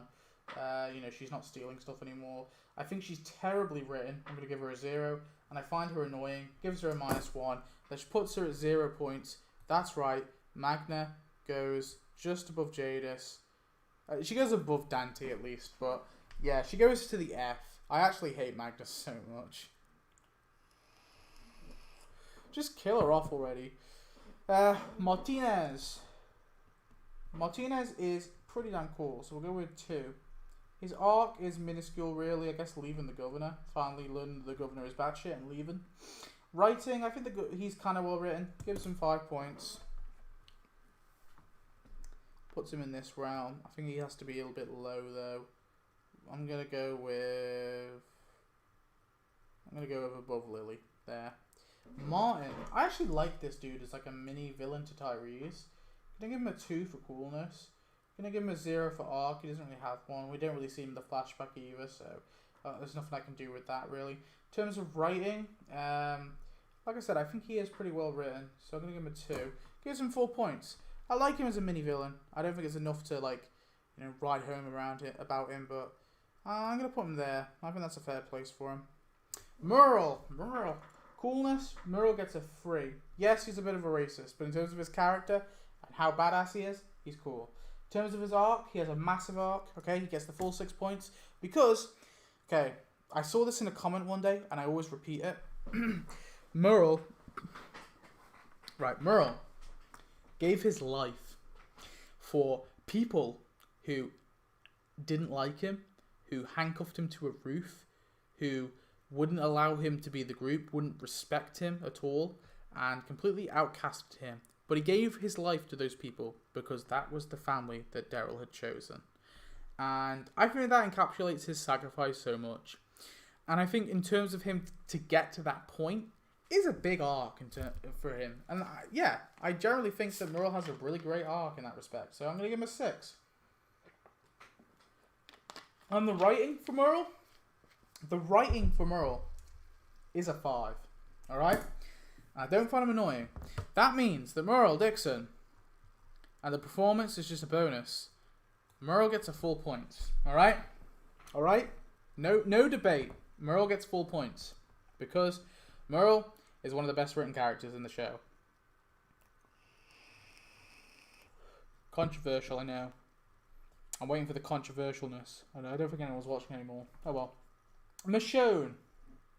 Coolness. Michonne gets a solid 3. Yeah, she is very cool. Arc. Michonne has had a big arc. Not as big as Merle, but 5 for sure. Writing / dialogue. I think Michonne's arc has been pretty consistent though. Writing / dialogue. I think she is well written. I'm going to give her a 4. No, I'm going to give her a 5. No, I think she is just generally really well written. Which gives her 13 points. Which puts her here. I'm going to put her just below Carol. Actually, no, just above Carol, because Carol has annoyed me a lot in season 3. Although Michonne's exit is fucking terrible. I hate Michonne's exit. Actually, maybe... Michonne leaving her children compared to Carol being annoying throughout season 10. I'll put Michonne above. Mika. Oh, see, Mika's kind of like a plot device. So, like, she needed to die to prove that Lizzy was batshit. So, it's kind of like... she has a mini arc, I guess, you know, trying to be a survivor and not being able to. I think she is well written. It gives her 4 points. I don't mean to be mean to Mika, but she is just a plot device, so put her there. Right, I need to like move some of these characters. Right, we'll move Beth. We'll move Beth to this. I think that's fair. And we'll move Amy here as well. And we'll move Andrew there. I guess we'll move Jared too. I just want to like spread that out a little bit more because I think that was a bit too big and this one was a bit too short. Milton, coolness. Milton's not that cool, really. You know, he's the science dude. He's like a beta version of Eugene. Arc. He does have actually a pretty significant arc, you know, learning to actually portray the governor and helping Andrea. So I'll give him a 3 in terms of that. And then writing, I think he is actually really well written, so I'll give him a 3. 7 points for Milton.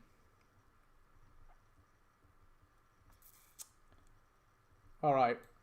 we're moving Carl. And I feel like it's fair to move him here. Milton.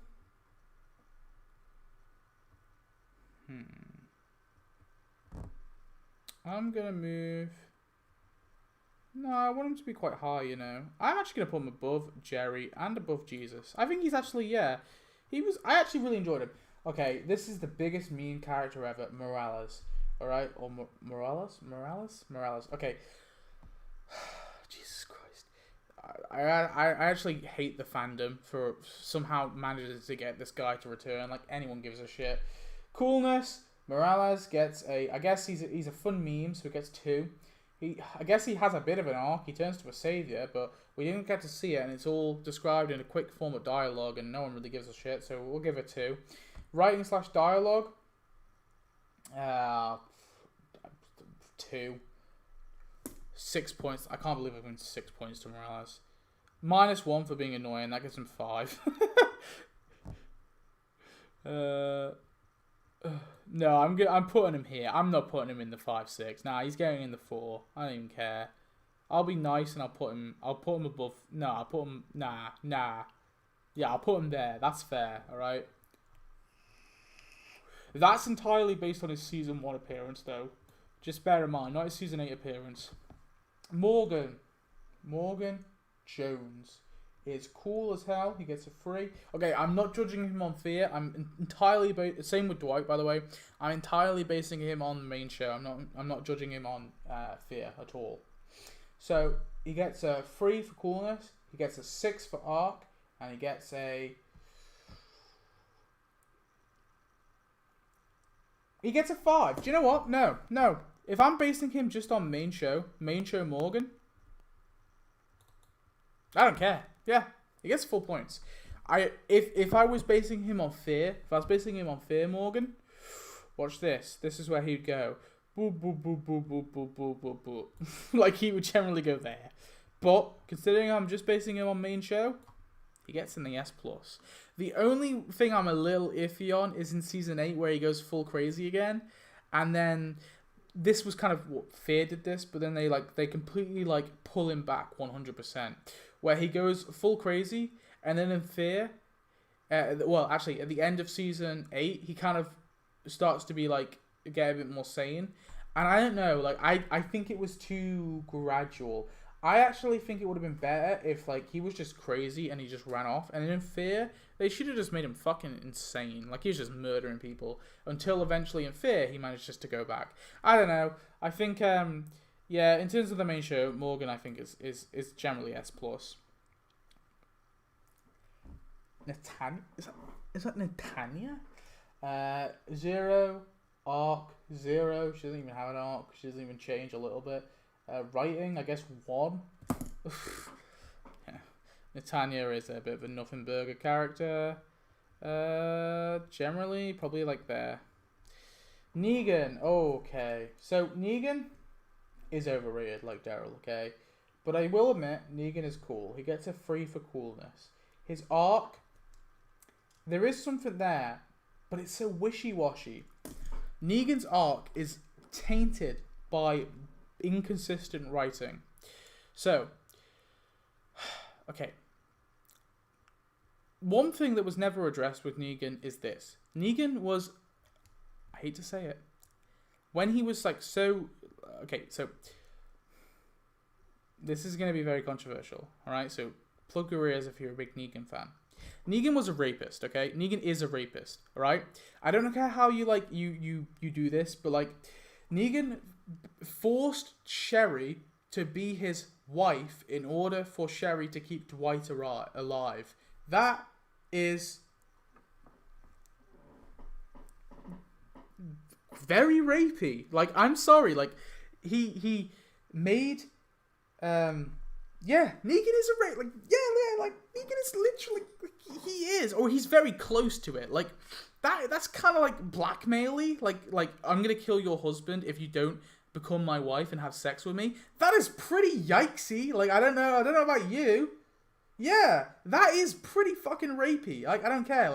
And at the same time, he's a hypocrite. Negan's the biggest hypocrite ever, because then he's okay, Davey tries to rape Sasha.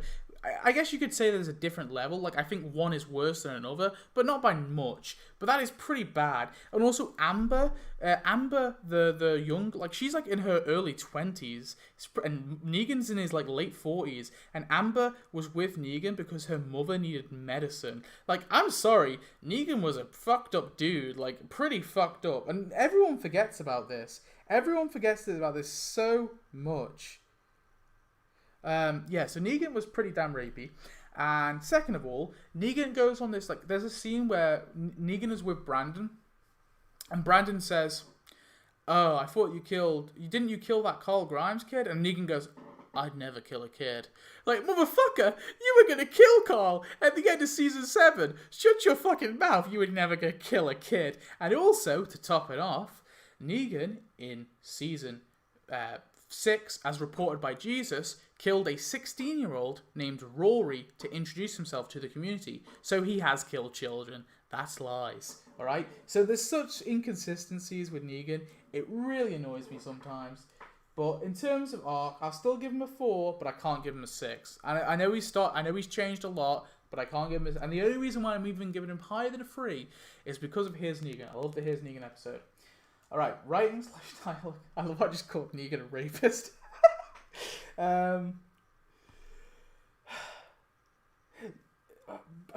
Could have been an intimidation tactic. No, he literally says to Rick, "I'm going to kill Carl now. I'm going to do it like he's about to hit him and the target comes in. Like, he's literally pulling the back. I mean, maybe it could have been an intimidation tactic.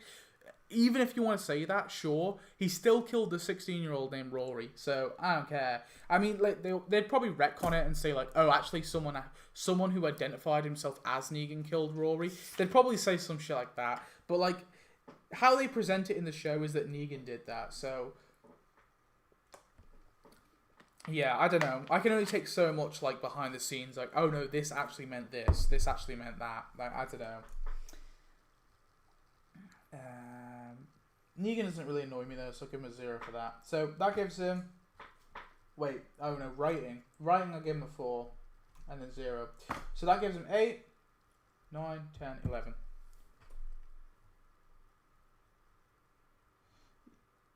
It could have been intimidation, I guess. But I don't know. I don't know if I buy that. Like, if they came out and said that, that would just feel like they were covering up their bad inconsistencies in writing. So Negan gets a A. Now it's just, where do I put him? So I think he's above Lizzy. I think he's above Lydia. He's above Ezekiel. He's just below Maggie. Yeah, I don't care. That's where I'm putting him. I stand by my position that I think Negan is a little overrated. Nicholas is not very cool. He has a little bit of an arc, but then like retreats straight away. So I guess I give him a 1. And then in terms of writing, I actually think Nicholas is kind of well written up until when he shoots himself in the head, and I was like, well, what the fuck was the point of that character? So I'll give him a 4. I'm going to downgrade it to a 3 though. Yeah, I'm going to downgrade it to a 3. Actually, no, I'll be consistent. I'll be fair. And what we'll do is we'll put him there, and we'll bring Dog just above Beth. Yeah, why not? Okay. We got Noah. A wasted character. Coolness, give him a 1. Arc, I'll give him a 2, I guess. Writing, I'll give him a 1. They didn't do anything with him. 4 points for Noah. Sorry, Noah. Real bad day for you, bud.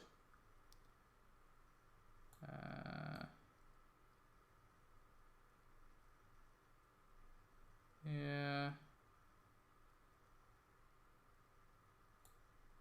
I feel like I should bring Harlan Carson here. Yeah, I'm gonna go no there. Yeah, Rory isn't gonna slide, but yeah. Oh, okay, that's the same thing. Nice list, Magnus. Thank you very much. It's coming together. Actually, no, Noah. It's coming together. I am very tired though, so we'll have to plow through it soon. Olivia. Coolness, sure, 1. She's kind of cool. Arc, 1. She stands up to Negan a little bit, so I guess it's kind of a little bit of an arc. Writing, I actually think Olivia is kind of well written. I like her as like the scared little, scared woman. Yeah, 4 points.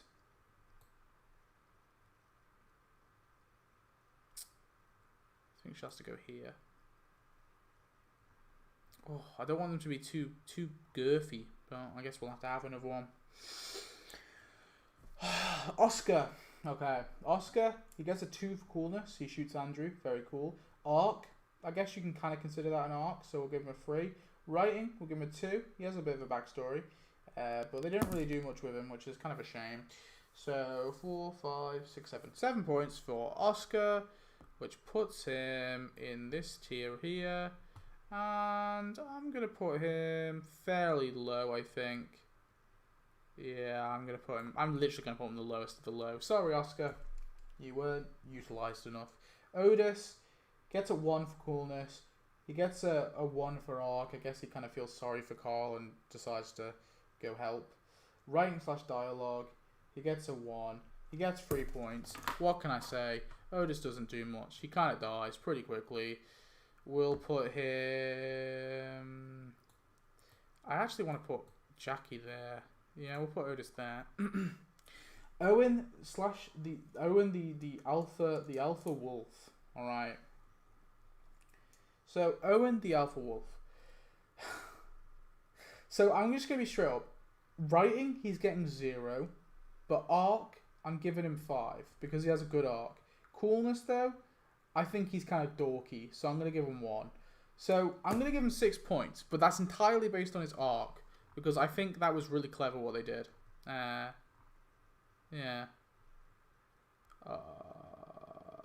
Wait, I said that this was to be 7, right? Let's just say. Wait, have I been fucking this up? I've been fucking this up, haven't I? Kill me.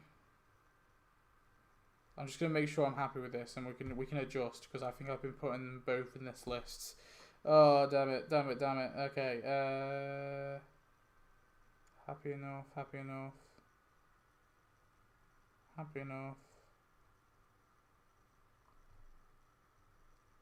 Yeah, happy enough.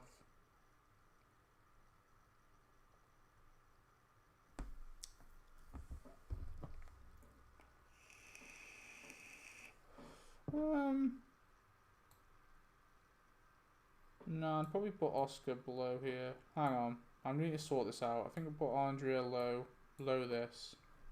I messed this tier up because I combined them by mistake. I just need to sort this out. Milton, I'm happy with him being there. Jesus, then Denise, then Jerry, then Stucky, Luke, Kelly, Laurie, yeah. Jenna, yeah. Aaron, I'll probably put above Jenna. Jesse, probably put above Jenna. Loki, I put Jenna above Andrea though. Alden, I think is fair at the top of this list. Enid followed Gregory, Grammar. Yeah.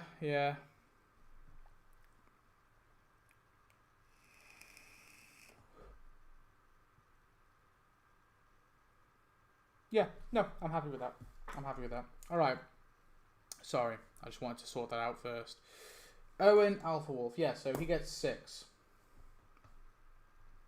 So he goes somewhere here. I think he'll have to be in the low end, sorry. But I think above Oscar and above Martinez. Yeah, just below Earl. I think that's a fair place for Owen the Alpha Wolf.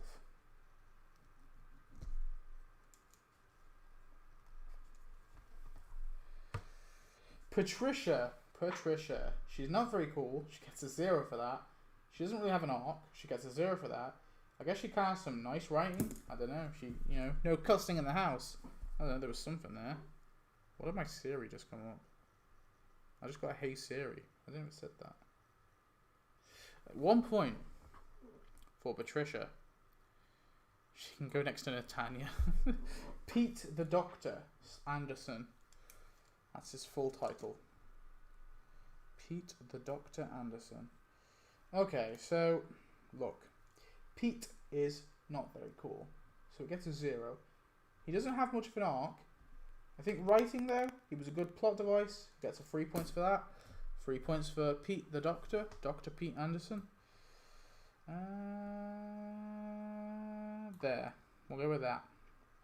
Princess! Someone wanted Princess. If Princess isn't in a high tier, I'm a riot. Okay. I actually don't like Princess in the comics very much. On the show, though, the actress kills it. I actually think that was so well cast. I was a little iffy at first. I think, like, her first 2 episodes, she's a little, like, I was a little iffy on her character. But she's grown on me so quickly. And, I think the Splinter episode, I liked because we got to learn. I found the episode a bit boring, but I liked it because we got to learn a bit more about Princess. And then I actually really liked her in the first 2 episodes of season 11. So I'm basing it off not much, but coolness. She gets a 3. However, I can't give her very high on arc because she hasn't had too much of an arc apart from learning not to abandon her friends in Splinter. And also, you know, that whole mini arc there where she decides to try and reason and answer questions and stuff like that. So I'll give her a 2, but I can't give her any higher just because she hasn't been in the show for long enough, sadly. Writing, though, I think Princess is really well written. I'll give her 5 points. 7, 10. She gets 10 points, which I think is very fair, to be honest. Considering she's a newer character. So I'm going to put her there. She's above Dale and Beta, but I can't put her above Dwight quite yet. I don't think she's quite there, but in time she probably will be higher, unless they just screw the character over. But yeah, no, I actually really enjoy Princess. I'm not a massive fan of her in the comics though, so who knows? I actually really hope they don't do the Mercer relationship. I think she's fine, like, on her own. Unless they can, like, really bounce off each other, then maybe it could really work. Rachel. Okay, so coolness. She's kind of cringy. She gets a 0. Arc. She gets a 0. She doesn't really have one. And then writing, I guess I'll give her a 1. She gets a 1 point. I'll put her... Yeah, Rachel's kind of weird. Like, she's there for that swear episode, and that's, like... And then she makes a few appearances, but... I don't know, she's not very significant. No, I'm actually going to put her below Natanya. I'll split up the older, blonder women. Randall. So, Randall, I actually think he's kind of cool as a minor character. I'll give him a 2. Arc, I'll give him a 1, I guess, like, sort of. And then writing, I think he's a good plot device. We'll give him 3. So 1, 2, 3. 6 points. I'm going to put him in the low tier. I think next to Oscar. Actually, yeah, just below Oscar. There he goes. Regina. Okay. So I think Regina was a cool little minor background villain character thingy. She doesn't have an arc though, so I have to give her 0 there. But writing, I think we'll give her a 3. That gives her a total of 5 points. So we can put Regina squarely on here. However, I'm gonna bump her down. I'm gonna bump her down to this because I don't know if I feel comfortable putting her on the same tier as some of these characters. Yeah, Reg. So. I'm literally, like, series popped up like 8 times for me. I don't know why. Reg is, he's well written, I think. Is he cool? I guess he gets a 1 for cool. Arc doesn't have much of one, so I'll have to say 1 for that. And writing, I think he is pretty well written, but it's not much really going for him. So 4 points. I put him... I have to put him quite low, sadly. I don't think I can put him any higher. I'll put him above Nick. I'll put him above Gavin and Nicholas, at least. Yeah. Actually, no, I'll put him above a rat, too. I'll split up the murderer with the murderee. That's not even how you say it. Is this Richard? I think that's Richard. Right, so coolness. I think Richard is a cool dude. We'll give him 2. Arc, he does have a significant enough arc, so we'll give him 4 for that. And writing, I think he is well written. We'll give him 3. I think he's a good minor character. I actually really liked him. 9 points for Richard. I'll I'll put him in the low tier, but I think I'll put him above Connie for now. Connie though is still like, I think Connie needs to do something significant for me to put her higher. So, but I think Connie is the best out of Magnus group for sure. Okay, we have Rick Grimes himself. So coolness, I'm gonna give Rick 3 for coolness. What do I give him for arcs? I give him 5 because. Okay, so if I'm judging a character as the whole character, and it's the character that's been in 9 seasons and is pretty much apart from Daryl, like the biggest character in the show, there's going to be arcs I'm not particularly happy with. And Rick, I think in some of his arcs, sometimes I think they've been a bit too rushed. Sometimes I don't think they've been long enough. So a good example is, I think, one that was kind of rushed and felt really shoehorned in and really weak was Rick learning to spare Negan. I just found the whole thing so contrived. Contrived, yeah. I really love the arc with Rick learning to accept the Alexandrians. I wish they drew it out a little bit more. Like, maybe he was still skeptical of a few, and then, like, by the end of season 8, he, like, trusts them all with protecting his daughter. Like, he'll trust Tobin and all that. Like, the end of season 6, did I say 6? The end of season 6, like, you need them. I think, like, if they drew it out a little bit more, where, like, he now believed that Alexandria were all the people of Alexandria were, like, capable enough. Because he has that with Gabriel, where he trusts Gabriel to protect Judith and Alexandria. But I really wish they extended that a bit more. It's just minor nitpick, but it's the only reason why I'm going to give Rick a 5 and not a 6. It's, it's a little bit of a nitpick, but there's just a few things in there that I'm not, like, I'm massively happy with. But in terms of his writing, for the most part, I think it's a 5. So, that gives Rick the second tier. But where does he go? Well, I think he goes below Herschel, sadly. I think Herschel, just because Herschel's such a rounded character, I can't put him, it's mainly because Herschel's a rounded character, so that's why Rick's going there. But, like, obviously Rick is still amazing. I'm putting him in the top 5 at least. Yeah, I'm putting Morgan above Merle. Yeah. Sorry, there's a quick decision. I'm just deciding, like, Morgan's my favorite character. If we're basing Morgan entirely on, entirely on the main show, I have to put him there. Morgan's just a rounded character. RJ is kind of cute, so I'll give him a 2 for coolness. I have to give him a 0 for arc. He doesn't have an arc. And in terms of writing, I have to give him a 0, I guess. Sorry, RJ. There's not much I can do for you, dude. I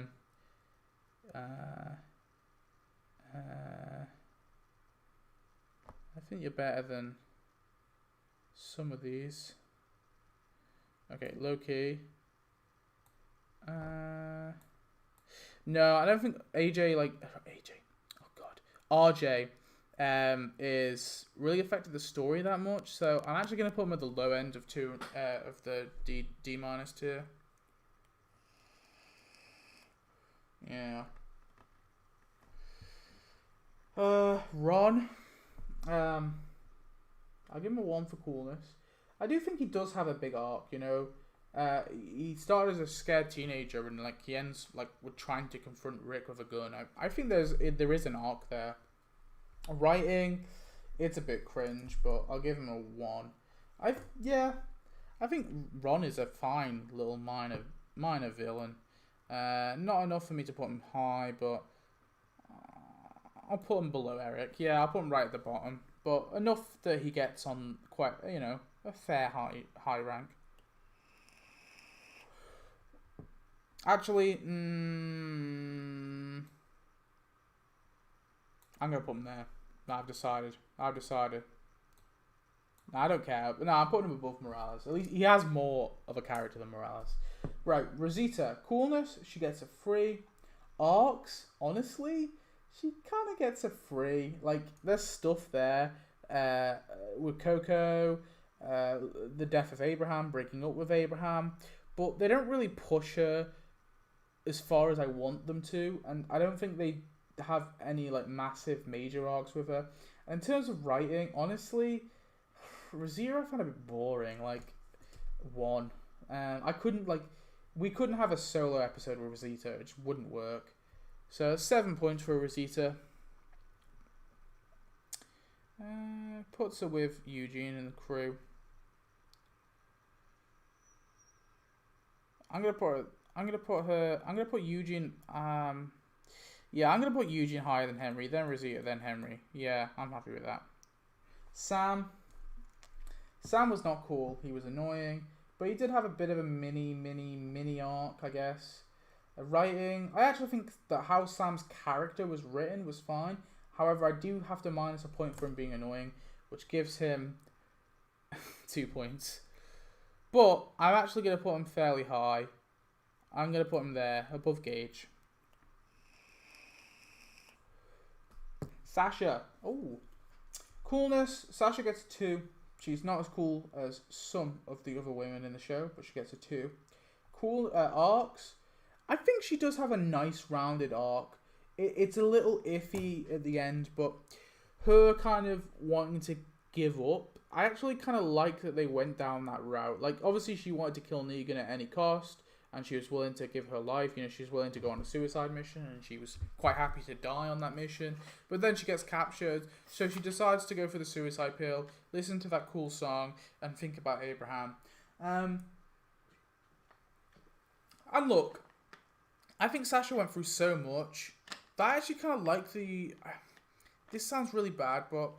and maybe it's not great because it's like, yeah, if you're depressed, you should kill yourself. But it's tragic. And I like the fact that they went down that route where she sort of sees it as her only option. And she doesn't want to be used as like a pawn for Negan. Yeah, I actually like that route. And so for that, I give her a 4. In terms of her writing, sometimes she could be a bit like annoying. But I'll give her a 2. So 4. It's been 2 hours, has it? Wow. 8 points in total. I am starting to get delirious. 8 points in total. Sasha goes somewhere here. There. No, that's a good point. Scott. Coolness. Scott gets a 1 for being the alpha of the background characters. Arcs, he gets a 1, I guess.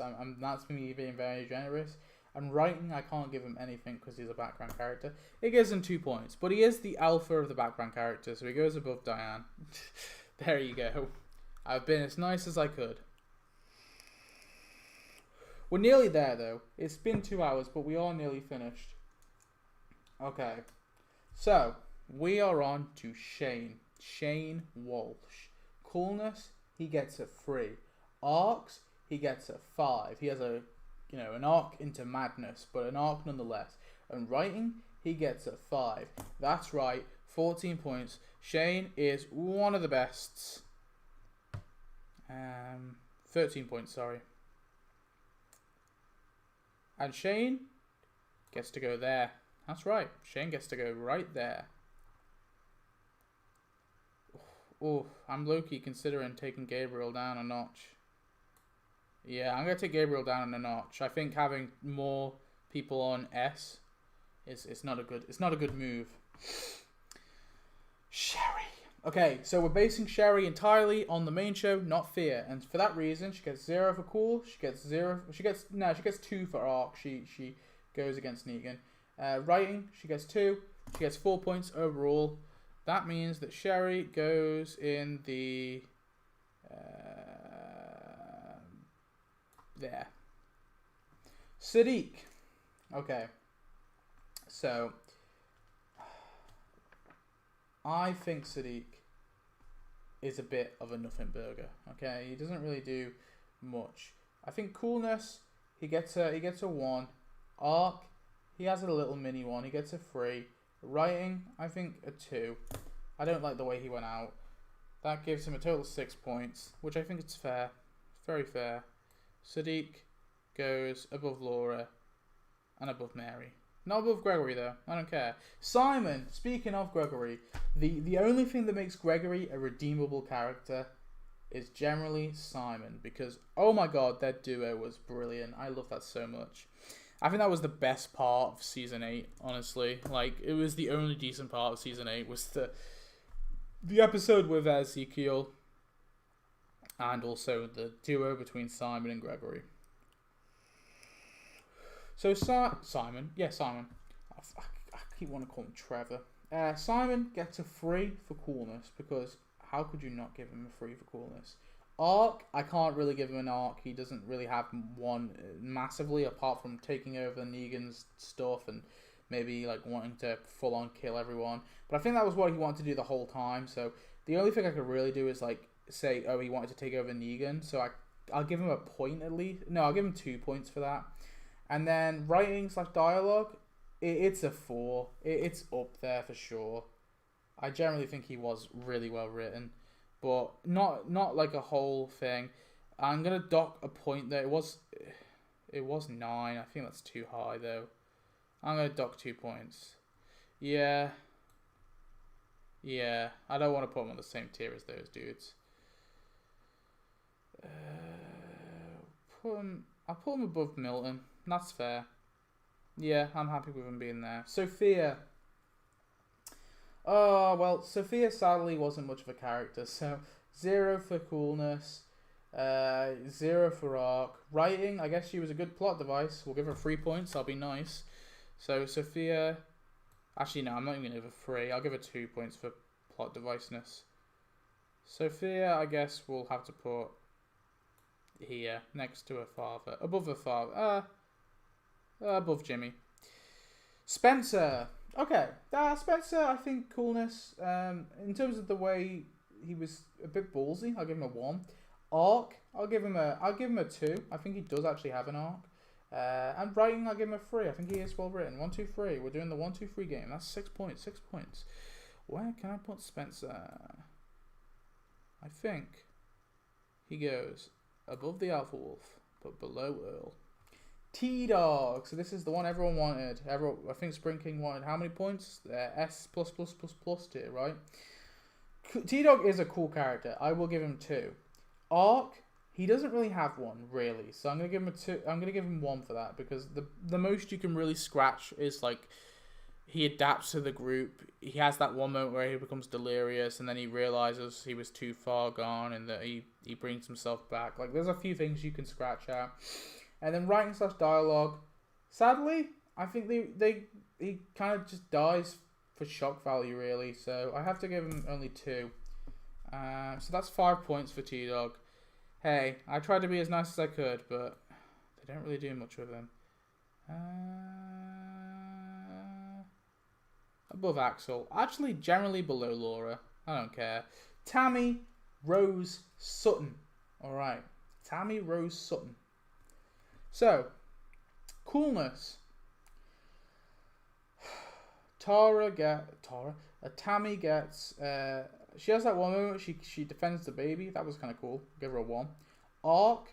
She has a mini arc, the death of her son, learning to kind of hold some trust in Maggie for that like one period, and then also looking after Adam and taking him in and learning that they aren't old and they can't accept Adam as their son, and I think that was a mini arc there, so I'll give her that.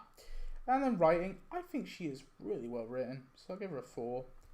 It's 4, 2, 1. 7 points for Tammy Rose Sutton.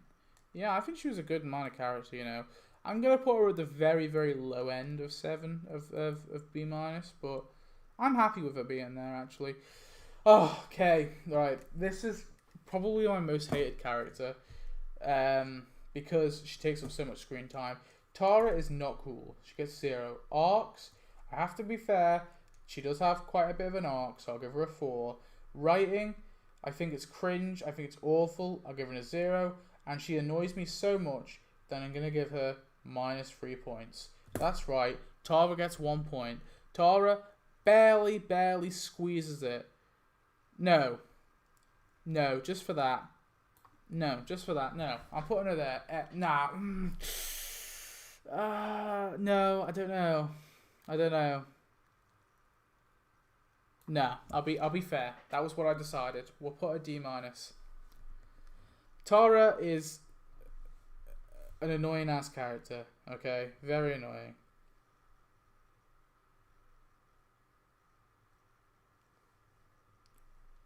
Why did Noah Logo's edits? You just redacted all your retracted all your messages, man.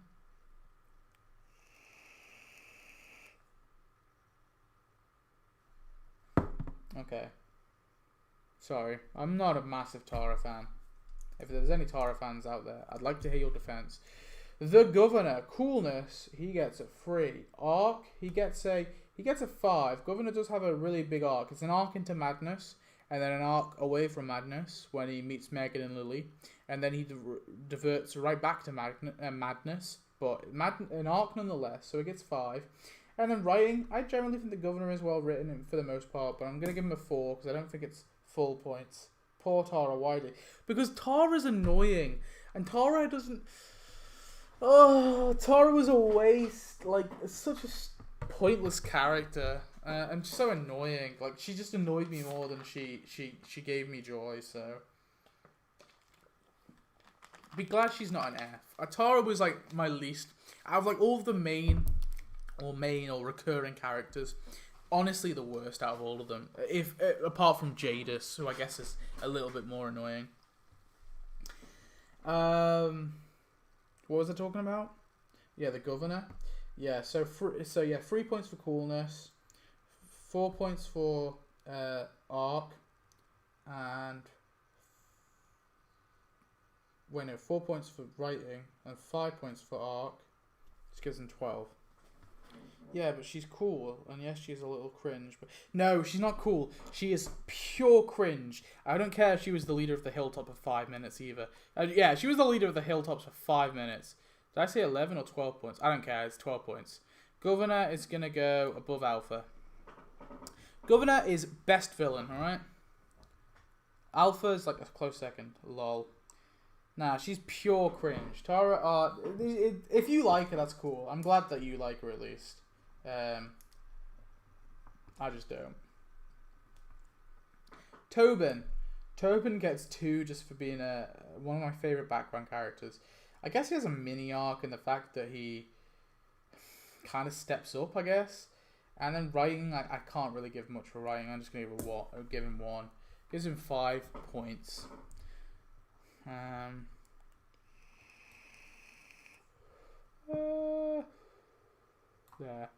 There for Tobin. Toolmass. So I've run out of space on my paper, but we're nearly done, so I don't want to waste a new page on my nice notebook. So I'm gonna put a little box here. Tomas gets a coolness. He gets a 2. Arcs, he gets a 0, doesn't really have an arc. And writing, I think I'll give him a 2. 4 points for Thomas.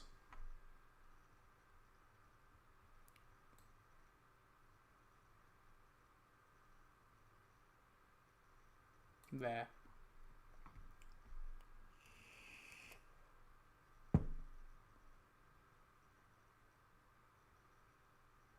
Yeah, no. So the Governor, right? The reason why I think the Governor is the best villain. Okay, I'm gonna go through this. Okay, so Negan. I'm not including Gareth or Joe or any of the minor ones.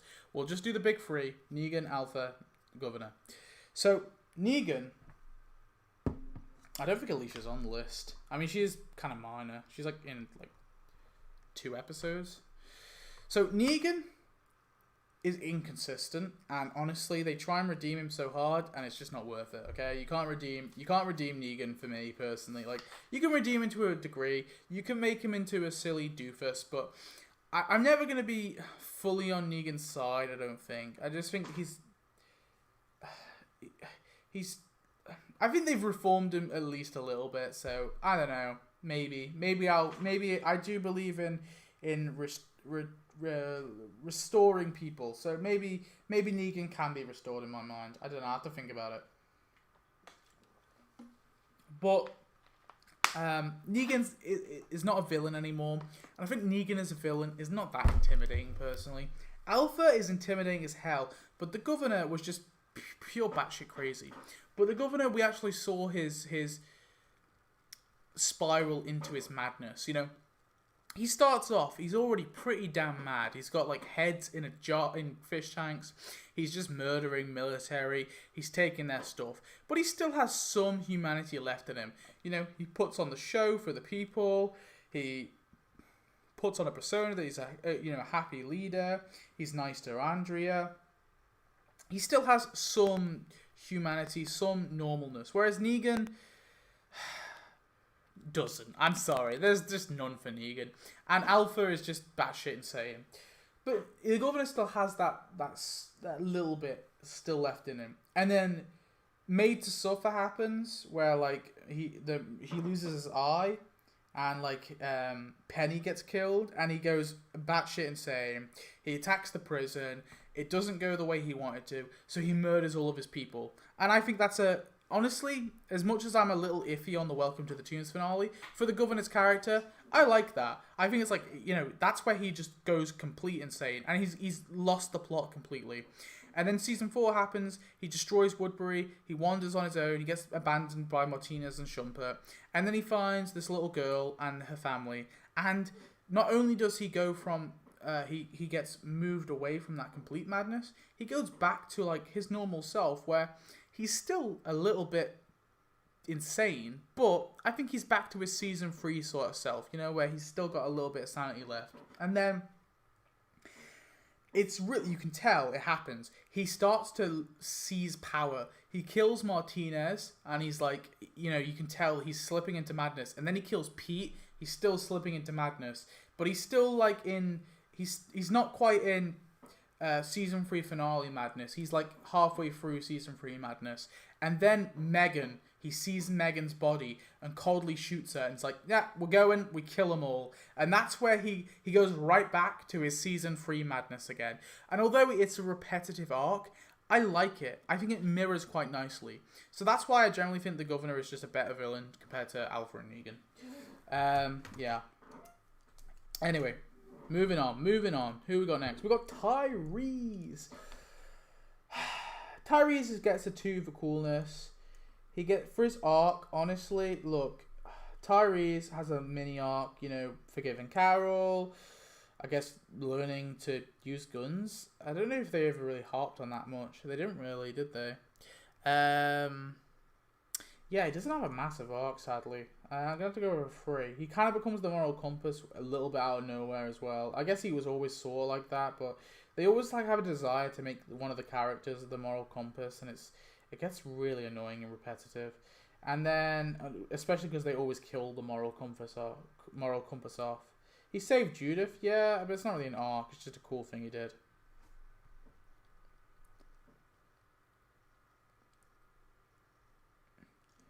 And what was I saying? Yeah, 2-3. And then in terms of his writing, gets a 3. But honestly, I found Tyrese so annoying in parts. I'm going to minus a point. Make that 2. So make that 5. 7 points for Tyrese, which I think is fair. Yeah, I kind of found Tyrese annoying at parts. He was cool. I think we'll put him there. Yeah. Virgil. Oh, Jesus. I don't even need to bother. I don't even need to bother, man. It's going to be a 0 for coolness. It's going to be a 0 for arc. And it's going to be a 0 for writing. And it's going to be a -4 for annoyingness. Virgil, such a shit character. It's not even that I find Virgil annoying and he's well written. I just generally think he's a terribly written character. Like, so he is afraid of killing zombies. So he decides to go to a place to get a book and some flowers to put on a grave. I don't care how much he loves his wife. He ain't doing that. But at the same time, he's locked up people. But then how often, like, he's locking up people and keeping them imprisoned. and he's drugging them. Such a stupid and weird character. They just made that batshit insane just so they could have like a hallucination moment for Michonne. And the character of Virgil just suffers for that entirely. I really hope, I know he's coming up in an episode of season 11, I hope he just fucking dies. I don't give a shit about Virgil. I think he's terribly written. I generally think he's probably one of the worst characters in the show. Yeah, no, he's the worst character in the show. I don't care. I generally think he was terrible. That entire Michonne episode was ruined because of his shitty character. And also the terrible writing of the Michonne exit. Oh, shit. Low-key, Yumiko might actually be better than Connie. Let's have a look. So, coolness, I think Yumiko gets a 2. Arc, so far nothing major, but we'll go over 2. You know, stepping up to be Hilltop leaders, kind of like, well, a mini leader for the Hilltop. Going on this mission is kind of a big thing. And stepping up to the Commonwealth in the most recent episode, or, well, in episode 3, or episode 2. Frankie, Mark was not on there. Wait, did you do and Dog? Andrea and Dog are on there. Alicia's not on the list. Mark, if you're talking about Savior Mark, he's not on the list. And Frankie Hilltopper is not on the list as well. Yeah, I hate Virgil more than Tara. Yeah, so Yumiko gets 3 in terms of... 2 in terms... I'm going to give her a 3 in terms of arc. And in terms of writing, I think Yumiko is pretty well written. I'm going to give her a 4. So that's 2... 1, 2, 3, 4. 1, 2, 3. That gives her 9 points. 9 points for Yumiko. Is she better?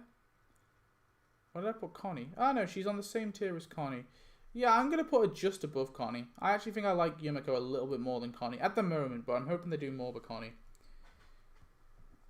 Sorry, I love side characters besides Tara. Yeah. And we've reached the last character, Lucille. Lucille gets a 3 for coolness. In terms of her arc, there's obviously not much there, but I think learning to give up and, you know, learning to know when to stop. It sounds, again, because it's like pro kill yourself sort of thing, but you can understand where she's coming from. So I'm going to go over 2 for that. And in terms of her writing, so well written, 5 for that. So, Lucille gets 3, 2, 10 points for Lucille. I generally think Lucille is a great, one of the best one-episode character. Not quite as good as Eastman, but very close indeed. And for that, Lucille gets to go above Dale and Beta, right there. So, yeah, he did voice Coach on Left 4 Dead 2. Also, I think Bob Stuckey, the guy who plays Bob Stuckey, the guy who plays Tyrese, and the guy who plays Gabriel, so they're all in The Wire. It's really weird. I thought they were going to keep on bringing actors from The Wire. I was waiting for Omar Little's actor to be cast in The Walking Dead. Alrighty, we're going to double check this list. So, we got Arrest Plus. So this is Morgan, just in the main show, alright? Not Fear. If he was in Fear, he'd be very, very low down. But we're just counting for the main show. So Season 1, Season 3. Both excellent performances, both excellent moments of the character. Season 3 especially, because you have a very big arc moment in terms of his progression. Season 5 at the very end. Not much, but, you know, it's all hints. And Season 6 is a brilliant, brilliant arc. So... yeah, great.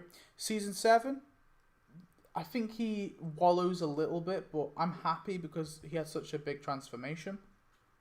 Until eventually he goes right into crazy clear mode again, and I kind of like the aspect of seeing that with our main group members. So I like that clear moment, and it bleeds into Season 8, gets a little repetitive, and they try and wrap it up a little bit too hard at the end of Season 8. But for the most part, I think I'm fine with it, so I give Morgan 4 points. Murrell, yeah, I think he's a nice, short and sweet character, has a great arc. Glad they didn't go overboard with the character. Glad he died the way he died. Sacrificed himself. Great arc, very well written, very funny. You know, not a great guy. He is a racist, but I think he's the best, like, redeemed character for sure. I don't want to go through all of these. I'm just double checking. So Herschel, then Rick, yeah. Michonne, Shane, Carol, yeah. Gabriel at the top for sure. Then Abraham. I probably nah. Yeah. I think I've just enjoyed Gabriel more than Daryl, honestly. No, I'll have to put Daryl at A+, then Gabriel, then Abraham, then the Governor, then Alpha, then Eastman at the bottom. He's a great one-episode character, though. Maggie, then Negan, then Ezekiel.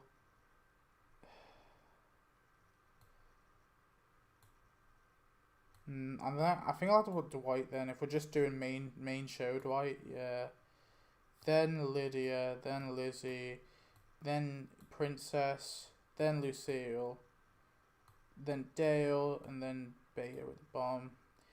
Glenn right at the top of B. Then I'll have to say Carl. No, then I'll have to say Judith. Like, I'm going to stand by Judith being better than Carl in terms of, like, the fact that Carl's got, like, very inconsistencies and stuff. Then Diana, then Sasha, then Richard, I think, Gareth, Yumiko, Connie, Eugene, Rosita, yeah, I'm happy with that. Then Henry, yeah, Tyrese, Simon, Milton, Jesus, Denise, Jerry, Stucky, Luke, Kelly, Laurie, Aaron? Nah, I'm going to keep Aaron there. I generally think Aaron is, like, so boring. I don't give a shit about Aaron. Jesse, Jenna, Andrea, just because they ruined her, and Tammy at the bottom.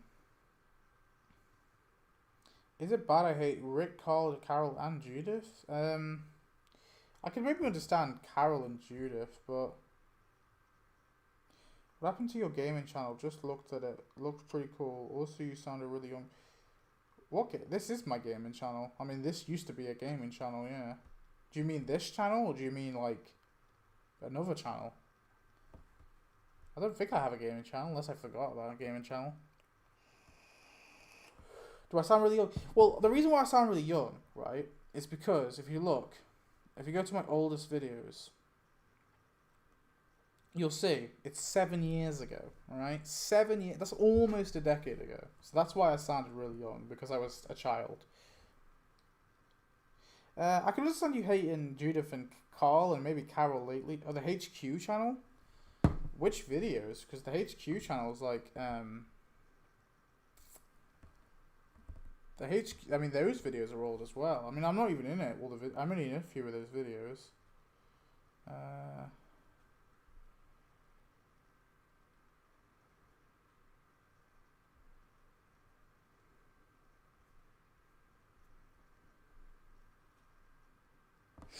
Anyway.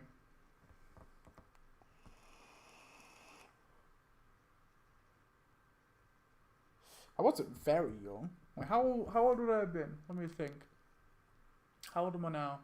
Oh, yeah. I would have been like 14, 15 probably. In those Left 4 Dead and GTA videos. 14, 15. Anyway, what are we doing? Yeah, happy with that. Eugene, Rosita, Henry, Tyrese, Simon, Milton, Jesus, Denise, Jerry, Bob, Luke, Kelly, Laurie, Aaron, Jesse, Jenna, Andrea, and Tammy, yeah. Alden, Rosita,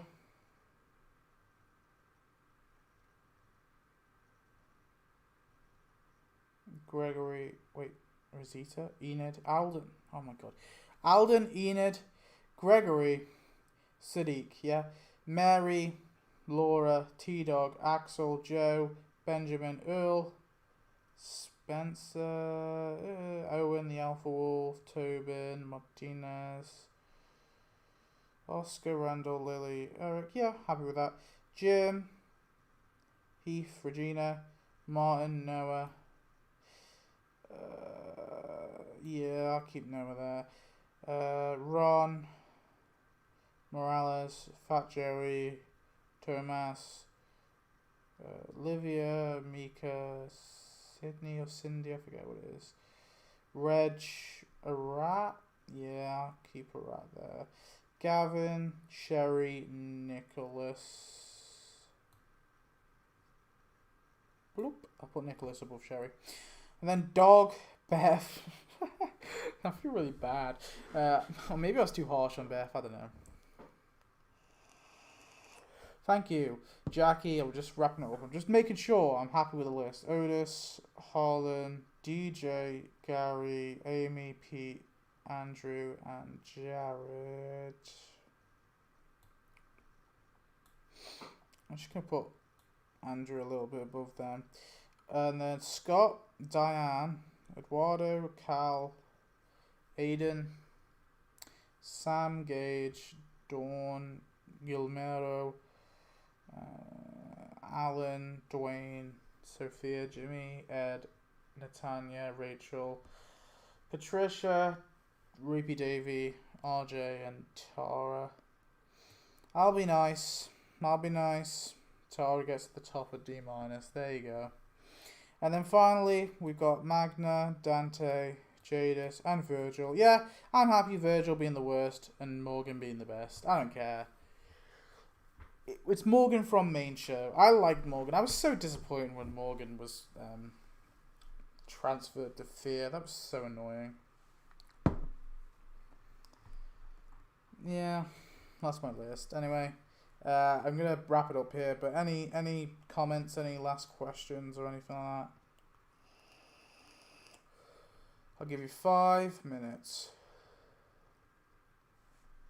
If you're watching this video after, you may as well click off now if you're still watching for some weird reason. Because it's not going to be very much interesting from here. I'm just going to be waiting for questions. And if there isn't any, I'm just going to go. So click off now if you're watching the stream back. What do you think has more characters, The Walking Dead or Star Wars? Even if I do the entire Walking Dead like TV universe, or even if I do the entire Walking Dead TV and all the TV connected video game universe, I still think Star Wars would trump it. I don't know for sure, but like I'm pretty confident, yeah, Star Wars would have way more. In terms of like minor characters and things like that, you know.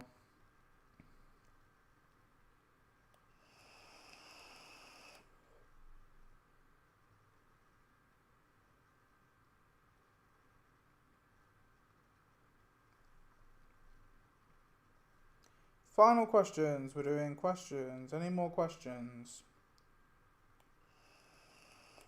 I'll let them roll in. Hang on. I'll be right back. Alright? I'll let any questions roll in and then we'll wrap it up in a second, okay?